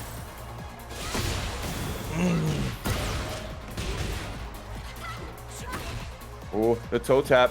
Whatzittooya has the opportunity to bring it back here. Was able to sidestep and not get hit by the power crush. And, excuse me, the unblockable. And that's going to give them opportunity to go to game 3. Just exactly what I wanted. More games. If there's something you know that Foxhound wants, it's more games. The game is afoot. All right, here we go. So we're moving on to game number 3. Remember, folks, it is a semifinal. This is going to be the one to win it all here. The winner is going to be facing off against Machine Gun Wizzy in losers finals. JoeCrush waiting in the wings on the winner side of Grands. Good games, tough games. Yeah, man, and speaking of wings, man, it seems like Kotocore was using a lot of that dual boot stance, a lot of that stance that allowed her to actually get her bodied in the end right there where she was flying towards Whatzittooya. Whatzittooya got that big sidewalk and saw it coming a mile away. That is some amazing reads right there and just great usage of the reward. Let's see what happens out here on the Ortiz farm. Let's get this espresso aggression here. Chad versus Cuddle. All right, here we go. All right, got a banger of a track for a banger of a match. Here we go. Using the chainsaw so well. Whatzittooya gets a big punish. Back 1+2. Press in. Try to get something off of me. No, sir. Ignition switch. And the Kotocore uses the keepers to get the momentum right back. Oh, and beautiful use of the armor there. Oh, no. Another sidewalk. Again, Alisa's movement, one of the best in the game. Opting not to use a heat smash there or a heat dash or, you know, cashing out the heat in any way. Just lets it run out. Docky? All right, first round goes to Whatzittooya. Oh, gets the whip though. Gets the hop kick. We're going for a ride. Take you for a ride. Go downstairs for me. Here we go. He is now active. Another sidestep. Cashing out. Jabs. Continuing the pressure. Doesn't have the frames to get the low to be able to power flush. Oh, duff. Here Here we go. Almost got a whip put. Wow! Gets the bounce, gets the floor break. Caught Cuddlecore in the air. Yeah. It's another one there. of those hot kicks. Yes, sir. Exactly what Cuddlecore needs. Let's get over to that wall. Thank you very much. Oh, couldn't get the wall burst though.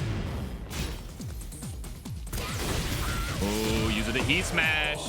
Ooh, and the extra damage from the wall. And you were extra dead because that would have been a wall burst. Yes. Just at the very last hit. When the wall does that damage to you, it actually is 1 health. You had literally 1 health left, and the wall killed you. You gotta love that. Cuddlecore, 1 round away from taking it. Whatzittooya's gotta fight back hard. Oh, yeah, Cuddlecore turning it up right now. Whatzittooya trying to fight out. Getting tough, gets the low.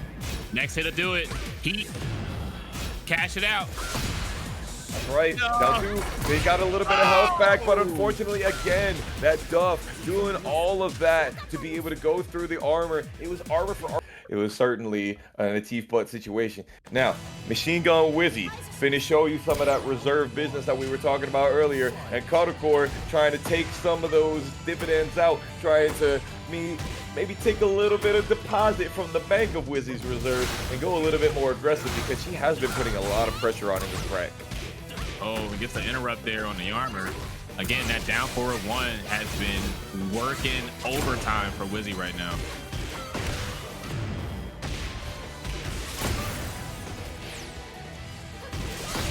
Yeah, but is it going to be able to work versus Cuddlecore here in this first round? Very one-sided. All right, good low parry. Wizzy getting it started. No smash on the wall though. There's a lot of wall carry for Cuddlecore right there. Wizzy getting the tech roll, not choosing to go for anything greedy, but now he's getting back to the wall because he didn't. Oh, puts the chainsaws up. He blocked low at the last moment. He literally looked like he was holding back. Oh my goodness, the crispy Wizzy gonna get Cuddlecore with their back to the wall. Can he keep the pressure up? One more hit to do it for Cuddlecore. This is dangerous stuff. And there it is, wall rising. Yeah, you had a long way to go for there. That was a tough trip. Very difficult to be able to catch that plane ticket out. Wizzy has his back to this breakable wall right here. Gotta be real careful, especially if Cuddlecore was to go for that heat smash, which does break that hard wall slide immediately. And now the beautiful duck there from Cuddlecore is going to get the full launch punish into the wall here. Oh, cameraman, what are you doing? Oh, and that is unfortunate there. Cuddlecore definitely thought they were going to get the wall there, but ended up getting the unfortunate side switch. 30 seconds in, and both characters have about half health, but Wizzy gets the jab flow right here, and is going to be able to maybe go through this wall. There it is. Do they have enough gravity for the second wall break? Yes, they do. Heat is still available. They could dash here. They try to down during all of those wall splats and balcony breaks as well. 8 seconds remaining. I just don't know what Cuddlecore can do. You literally could just run up at me and do like 5 lows in a row, and you ain't gonna get nothing off it. Yeah, it's gonna go ahead and speed up the process. Oh, and that's petty. He's not even gonna opt to go for the punish. He's just gonna stand there and wait. Moving on to the next round here. Cuddlecore is trying to wrap up the game. Wizzy staying alive. Gets hit with the full crouch head, trying to step on him. Going to be able to get that tracking move. Ooh, back 4-2, trying to fight their way out, but Cuddlecore using the down jab. All right. Could have got a little bit more there on that punish, but we're going to take what we can get. Ooh, All there's right, a rolling heat savate. dash. Spring kick. All docking?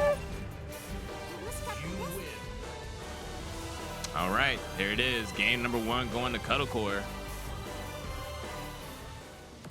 All right, here we go.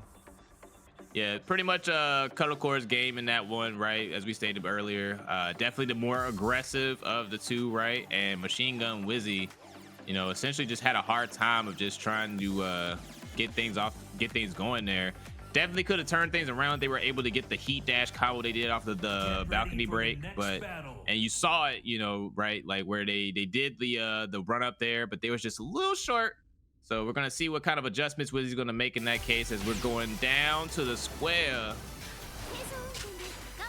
Now we've been seeing Katakor use a lot of the kind of small delay timings, not a huge amount of delay for the timings right there. Wizzy is able to get the whiff punish very quickly using the Tundra Slash, and Katakor trying to step to the right, but after running 2, it's very difficult to step right, the down forward 1. All right, Katakor already built up so much great life there on Wizzy's end, but Wizzy getting it back. The punish. Yes, sir. Katakor going for the mid. Can maybe get something more. Oh, didn't get the better wall splat, but the shoe shining. All right, Katakor managing to secure that round there. It looked like Wizzy was about to get it, but again, Katakor willing to take those chances. No dice there. Again, Wizzy just barely missing on those wall carries. Wizzy's like, you're not gonna finish that string. Oh my goodness, able to fly right around. Katakor still with their back to the wall right there, but does get the amazing throw. Oh, good duck, but no launch punish. He hit the 2 jabs, so that means that he's just a little bit late on the wall standing 2. Tragic. And it's just like Wizzy is just like they're doing the right thing, right? But it just seems like things are just not working out in their favor, right? That's the second time that they got a wall splat, but it was a low wall splat, so they weren't even able to follow up on it. Imagine being able to sidestep left, Dragunov back 4. Couldn't be me. Katakor using that movement to its highest potential.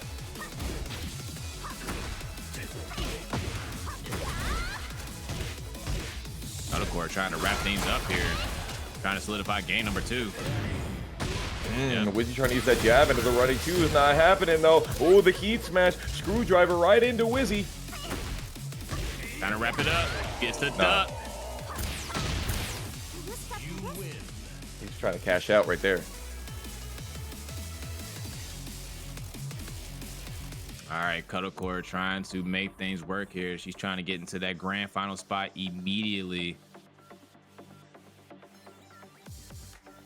Pretty much as good as it's gonna get for Katakor right now. Wizzy back in a similar position. This is exactly what we saw what we saw happening in their match against JoeCrush, where they almost brought it back, but you know the real estate was set, and there was just not enough time or space for Wizzy to come out on top. So we're gonna see if they're able to make a change here in this set. But Katakor doing a great job of just utilizing that movement, like you said earlier, Fox, just staying out of the way and making things really awkward for Wizzy. Yeah, Wizzy could take a chance, make a change, and break away. You know, the TOs don't like it when I'm on here because I always seem to make game 5s happen when I'm casting right here. And you know what? I'm not sorry. I want more games. Let's get it, Wizzy. Bring it on. And looks like Wizzy may have heard you. Getting the wall combo here is going to go ahead and maximize that damage. Yep, going for the plus frames and get dunked on as we're going to go ahead and smash our way through for that first round. He's on fire. The long range duck from Wizzy right there. Very good. Katakor says, I know you're not trying to duck on me. And says, oh, yes, I am. I'm going to get the wall standing 2 launcher as well. Unfortunately, couldn't get a big combo. Oh, here we go. Gets it a little bit later. All right, go ahead and spin that tornado. All right, Asuka saved the floor. Oh, and we get the launch here. Opportunity. I don't think Katakor spends the floor break here. She does not. Oh, never mind. Might be trying to go for a wall carry. No. Barely was able to stop Wizzy from getting the running 2.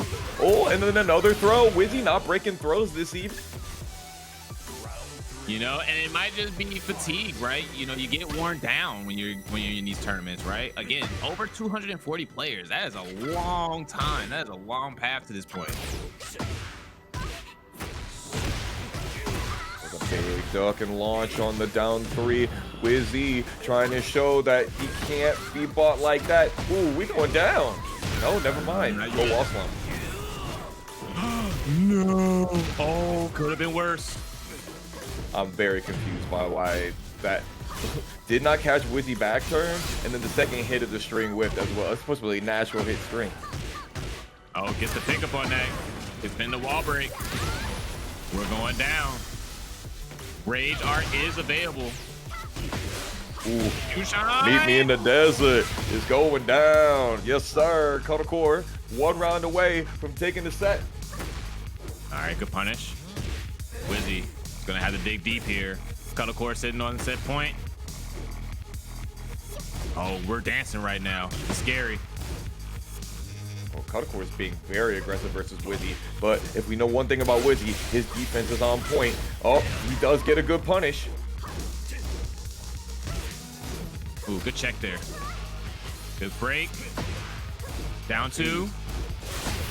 Oh, they're coming again. Oh, and then the hop kick. Kotakor says none of that. I'm just gonna go ahead and get that big payout.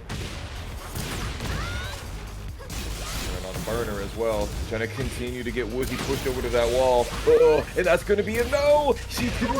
She went into destruction stance, so she couldn't get the 1+2 out of the non-destruction stance, but she flew right at Wizzy. Wizzy just whiffing at range 3, and that is gonna be machine gun Whiffy losing that set. I am very much not a fan of, you know, playing with your food, so to speak, or trying to experiment, right? Get it done. Oh, we get the special intro. Please let it rock. Thank you so much. All right. I see you with the Peter Griffin. Yeah, take this back. I don't want none of that. It's all business this evening. JoeCrush doing the round start while standing 1, which he's well known for. Kotakor doesn't fall for it. Does get a good punish.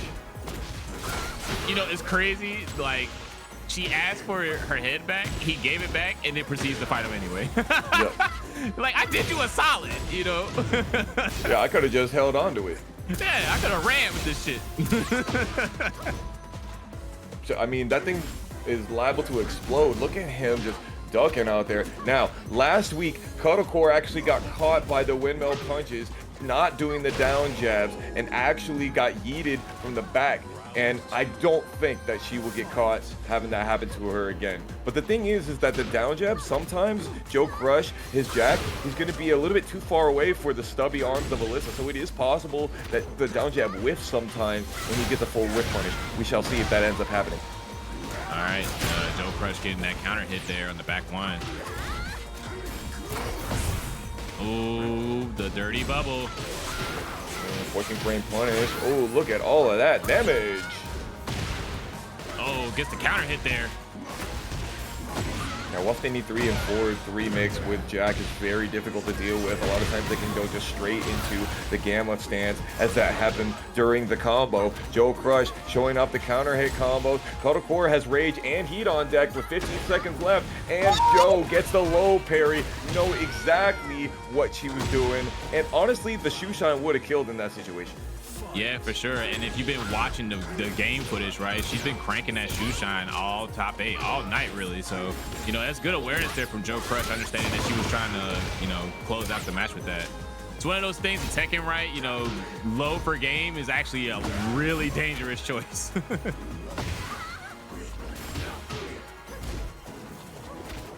All right, gets the break. Lock punch. Little baby low. All right, gets the natural combo. Oh, big whiff from Joe there. All right, Kotakor looking to solidify game number 1. All right, Joe immediately spending heat, gets a low parry. Okay, again, stopping Kotakor from challenging, making her not want to press after the 4-3 by using the armor here off the dirty bubble. And again, she just does not think that he will go for the second hit of those strings, and he is gonna. Oh yeah, again, the JoeCrush special, you know, I am going to do this. You can guess, I'm not. And the punishes off those strings are not super big. It's not like he's risking launch punishment off of these either. Look at the big lows, just running right into the programmed uppercut. This could do it actually right here. It is very, very possible that JoeCrush has a punish combo, especially with the electric mech godfist right there. 20-second perfect, you already know. All right, and there you have it. Game number 1 going to JoeCrush. However, you know, that was definitely anybody's game for sure. You know, Cuddlecore is definitely getting a lot of good things going. But JoeCrush, the key detail, and that I'm pointing out here is their low parry usage, right? Being able to sniff out those moments when Cuddlecore is especially trying to go for that shoe shine, like you said earlier. So, you know, that's been giving them a lot of mileage in this case. And Cuddlecore is going to have to try to figure out how to get around that, you know, and it could be a potential buffer situation too. Maybe not just pure reaction. So yeah, Cuddlecore is going to have to try to test that out to see what's happening. And you already know that JoeCrush is going to be using the full crouch often anyway, but like that's the difficulty. And the thing is that Alisa's lows, they're so good, especially when she's in full crouch. But let's see if JoeCrush has the ability to keep this momentum going. And again, starting off with a round start while standing one, he just will not let that one go. All right, that is very She gave up the map advantage though. Not sure if I agree with it. All right, gonna go ahead and get heat here. I understand. I'm not sure what you're gonna do, so I'm gonna stop you. Low parry yet again. JoeCrush getting mileage off of, and now you're up against the wall versus JoeCrush. Great punish on that one, and the wall standing one, getting under the grab. What in the good googly moogly? Why did that not work? Oh. Good block there on a ReyJr. Cuddlecore was trying to sniff something out there. Completely understand, you know, because you're trying to make sure that they are not trying to get too greedy on their advantage, right? So Cuddlecore was willing to gamble on that. Cuddlecore still pushing the issue, staying in that range zeros. We know what for. Joe using the down back one so well. Cuddlecore trying to use some armor move. Already in the chainsaw situation. JoeCrush uses the heat first. Tries to get out of there. Uses the dirty bubble to do so. All right, not pulling the trigger this time. Understood that they got punished for that one too many times already. Okay. Uses the down jab yet again. Cuddlecore again. Just 3 times in a row we've seen it. Just Joe's like, all right, there's no risk for me. Or is there? Low parry of my own. Oh yeah, hitting Joe with a taste of his own medicine right now, which is a great sign from Cuddlecore, right? Cuddlecore is starting to simplify the game plan a little bit here, just opting to go for pokes and staggers. Yeah, understanding that JoeCrush is willing to throw out those unsafe strings, so just kind of waiting it out for the moment. Ooh, and great whip punish there with the heat smash. Gets the mix up. Oh, once again using the armor move right there to stop it, and chainsaws after a power crush. Get that punish. Thank you very much. All right, good side step. Gets another whip punish. Gets the mix up. Go ahead and activate the heat here. Half health already gone for JoeCrush. None of it recoverable. Got the float on the unique getup right there. Unfortunate for Cuddlecore. She's dealing with the spike mix. Deals with it well, but unfortunately eats a tight open blast heat dash.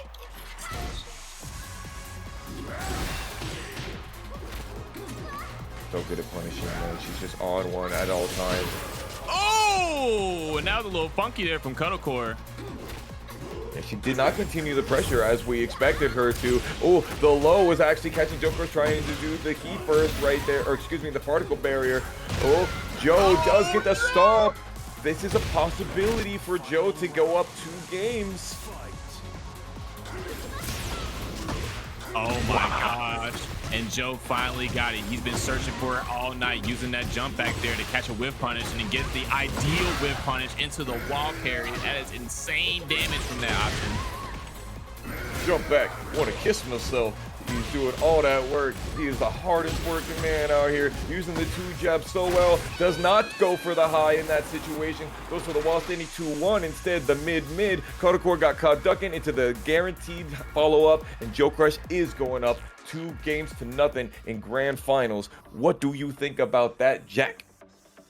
You know, it's a tough call for sure because Cuddlecore was definitely doing a lot of great things well and even made adjustments mid-set, right? You know, realizing that JoeCrush was going for those low parries, starting getting low parries of her own and stopped going for the shoe shine. I don't think I saw her go for it once in that particular game. So I don't know, you know, it's one of those situations where you're gonna have to figure it out and dig deep for sure, right? Because it was pretty much her game to lose. You know, she was up 2 rounds. She very much could have closed that out, but JoeCrush again just constantly pushing, you know, showing no fear in those situations, and again constantly hunting for those whiff punishes as well. We see him crank that, you know, use that jump back a lot in those sets because it's a bait all the time, right?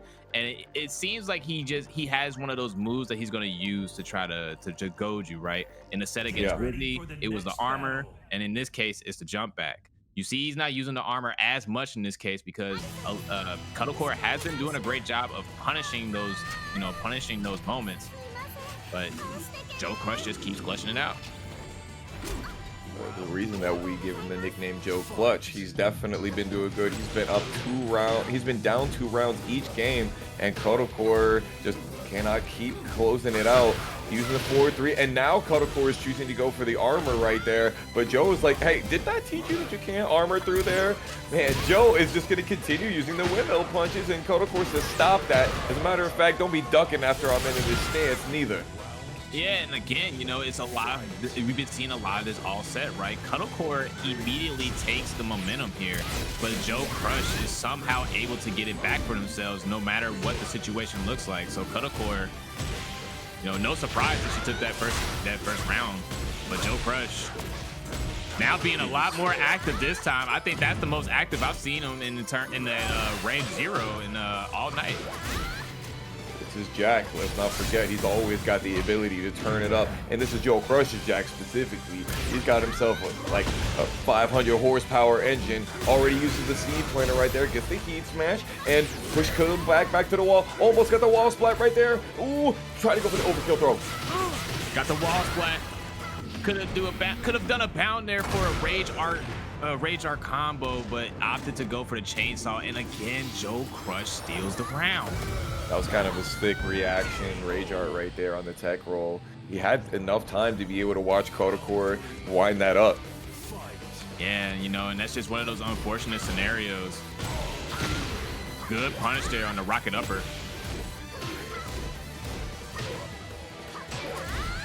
Okay, pushing Cuddle's opponent back to the wall. JoeCrush trying to go for the down 4-1, and then there it is, the particle barrier, the sphere of influence itself. But Cuddlecore not worried about JoeCrush, and he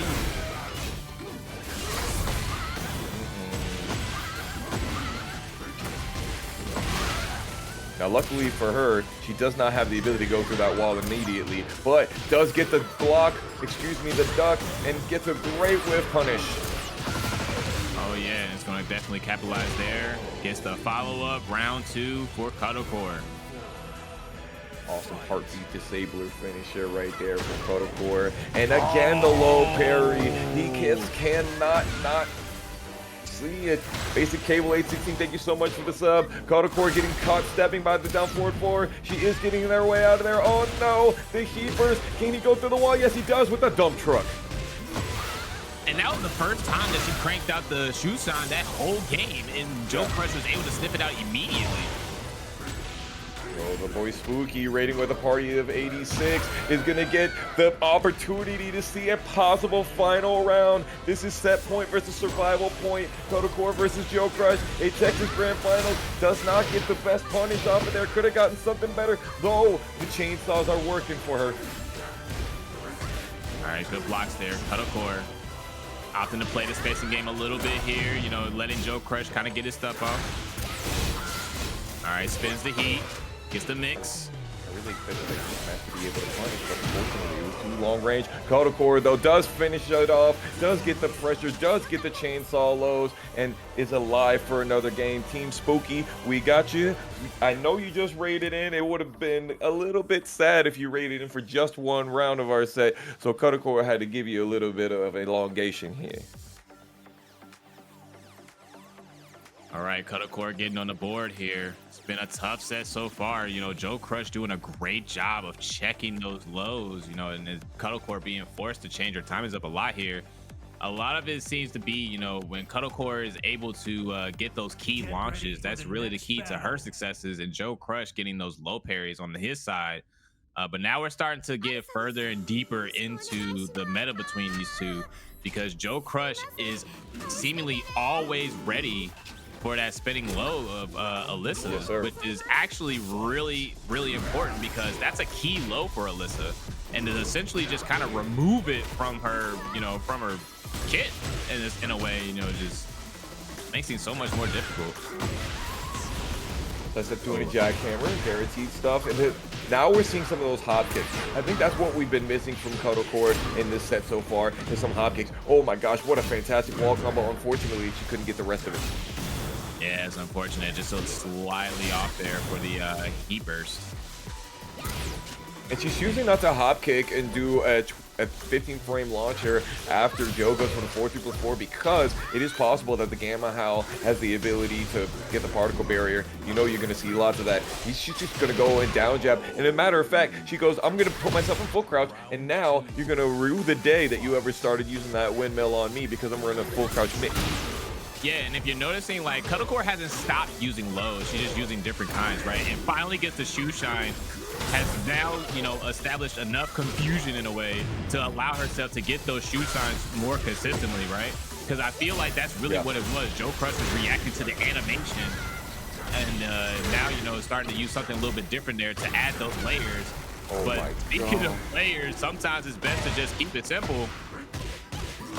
At first you don't succeed. Peter, put your boot on top of me. Sheesh, Cuddlecore. Now, we have another floor break that can be done here. I have a feeling that JoeCrush is going to get himself a crouch throw. Oh my God, as I expected. All right, that's going to be a huge chunk of damage for sure. That's an early floor break. He's going to go ahead and get the bound there. Oh, try to get up quick there, launch for it, and JoeCrush is going to go ahead and try to secure that second round for themselves. Pop the heat, dashes in, and perfect round there from JoeCrush. JoeCrush is now sitting on tournament point. The music's heating up. We are in the climax, folks. Going for those quick buttons, those buttons that aren't going to get eaten up by the Gamma stance quite so much. Going for the down jabs into the low poke. She is getting finally some momentum. JoeCrush tries to go for the chops. Nothing doing though. There's the heat. Try to go for dolphin dive. Expected the mix to take. Been going low all night. Oh! This is huge. Atlas Hammer, and he's got rage, bro. And he's got rage. That means there's a 20% extra amounts of damage. Oh no, and the side switch! And the back throw could not have been broken. Plus frames. Plus frames. Duck. Oh no, the counter hit! And JoeCrush with the clutch takes the tournament 3-1 over Cuddlecore. The stop sign to stop it all.